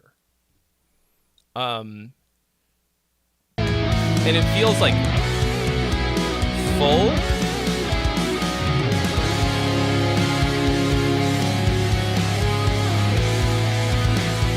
It feels like we're losing the snare a bit here and there. But yeah, I think cleaning up the bass a little bit, like adding a little bit more top end grit to it.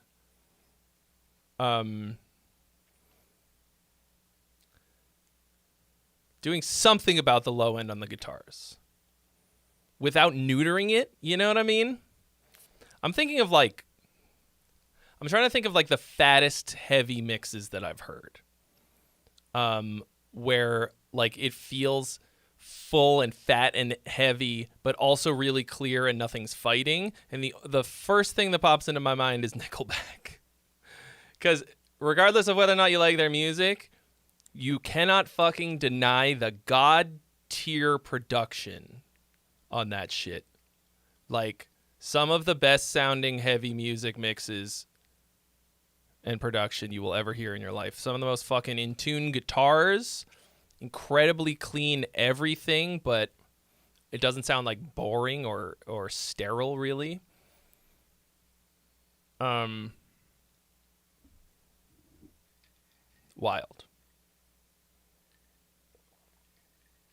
Never made another blind man. Couldn't got another poor man stealing. Yeah. Have you ever heard his James Hetfield impression? Like when they cover Metallica? It's fucking flawless.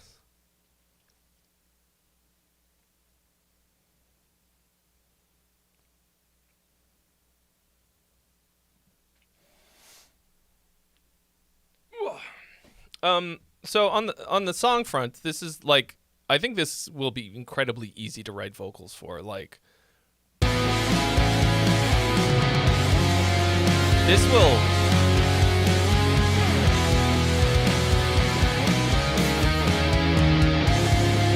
because you've got like some slightly interesting spicy chords in here, but it's mostly like pretty straightforward. But it's not really like, it's not particularly boring.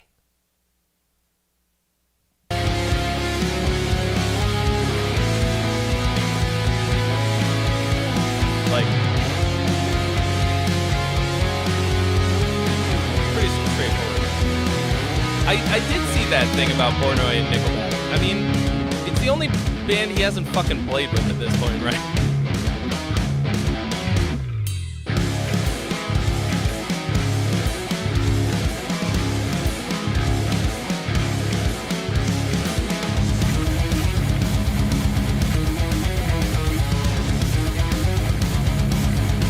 Oh yeah, so right here.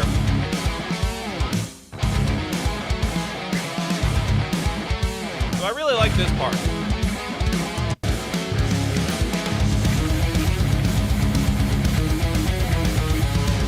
Personally, I think it's too short with this groove. With this groove, both times it happens. Is it the first thing that starts it out too?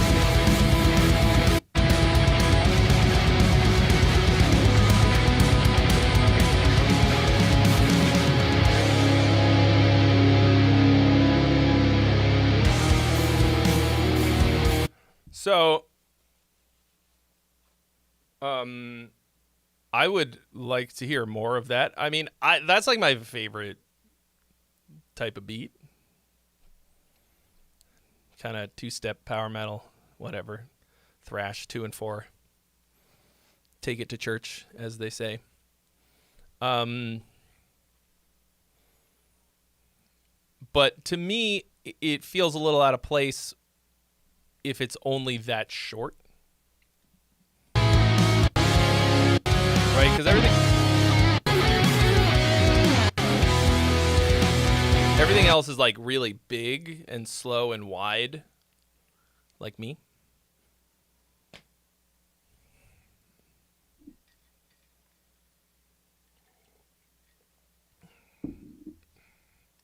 I think rather than going to halftime there, you should just switch up the power hand and keep the beat basically the same for a lot of it.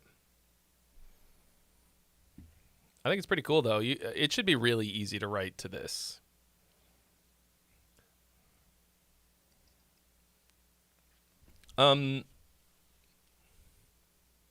Yeah. Hope that helps.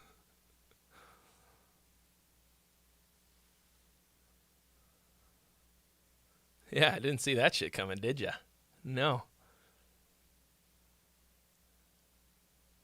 Now I look like Her Majesty's Admiral of the 34th Fleet. About to receive my Pips commendation for fighting pirates in the Caribbean.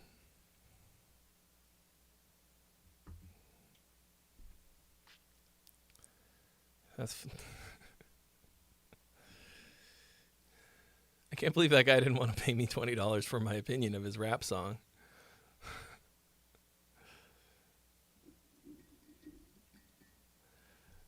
Fucking rappers talking about how much money they have. I think it's the second one, Jim. Fuck, why didn't I think of that in the moment? Guys, please remind me the next time a rapper complains about the donation, I have to be like, oh man, a rapper who doesn't have enough money I thought I need something quicker than that. It's a Flint thing. It's a Flint thing. You wouldn't understand. We're so thirsty. That's dark.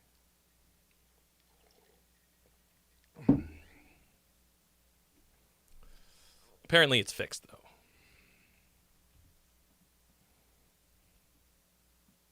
Okay, so...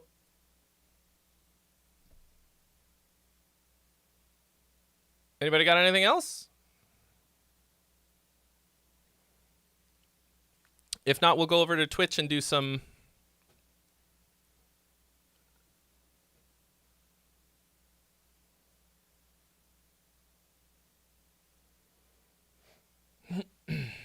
do some reactions. Reactating. Do I like early 311? What qualifies as early? Actually, we got second place in my high school battle of the bands playing Beautiful Disaster, among other songs. What did we do? We did Smashing Pumpkins, I think. Just my like little high school cover band, which I think I may have told you was called Lesbianage. I still see the logo in my mind. Yeah, I like 311. I mean, I haven't like listened to them in a long time.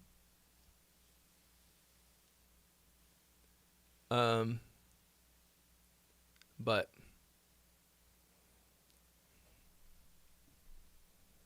they've always kept the same lineup. That's awesome. I love that. Thrice, same thing.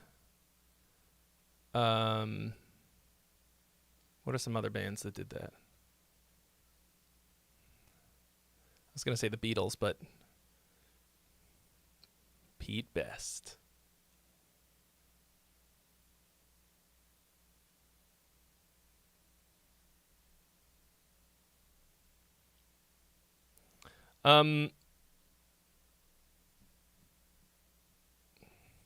That also usually means that they're making money.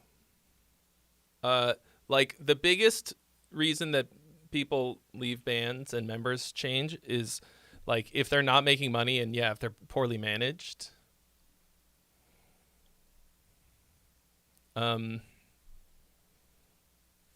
Yeah, good point.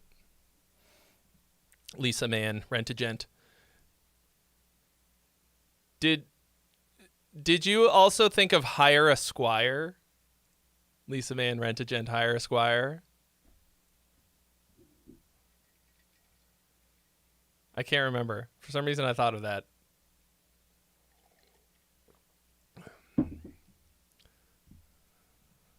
That's because I think that's pretty funny. Hire a Squire. Employ a boy. Fuck. Michael Boots. Fuck. That's a good one. What's up, Pawn Stars Clips? All right. On that note, let's head over to Twitch. What do you call it? What do they call it? Fucking whoop whoop.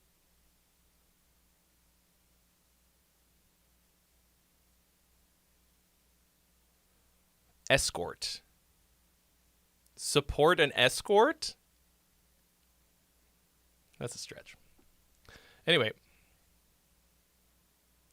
Sean, what up? Millennial animal. You came right at the point which I'm going to switch over to only streaming on Twitch.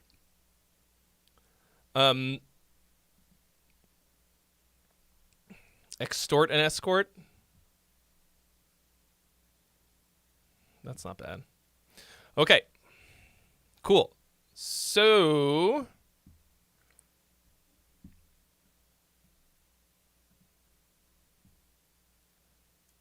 Let's do it. So we're going to head over to Twitch, and I am going to react to, like, popular music. This is what I did last week when we ran out of submissions. It's sort of gotten... it's gotten pretty sparse in here the last few weeks, like, the last few months. Probably because I have not been posting content. I have so much banked.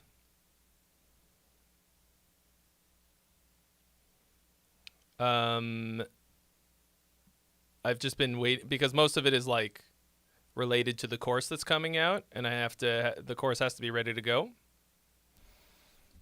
The Twitch username, so there, you can actually, it's in the description. You can actually just click on it, if you like. But it's Trey Xavier Music. It's also summer, yes. It's never gotten quite this bad during the summer, though. It's usually at least, I don't know. I've been doing this for like fucking like 4 years or something now. So like, you know. Oh yeah, the contest also brought people in. But I did it before the contest too. Okay. Cool, guys. So gonna end the YouTube stream. Everybody get over to Twitch.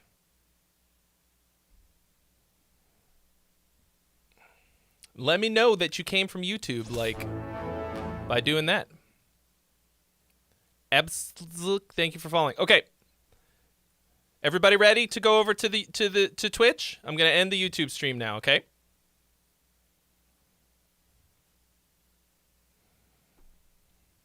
Okay. Going now. Bye. And hello.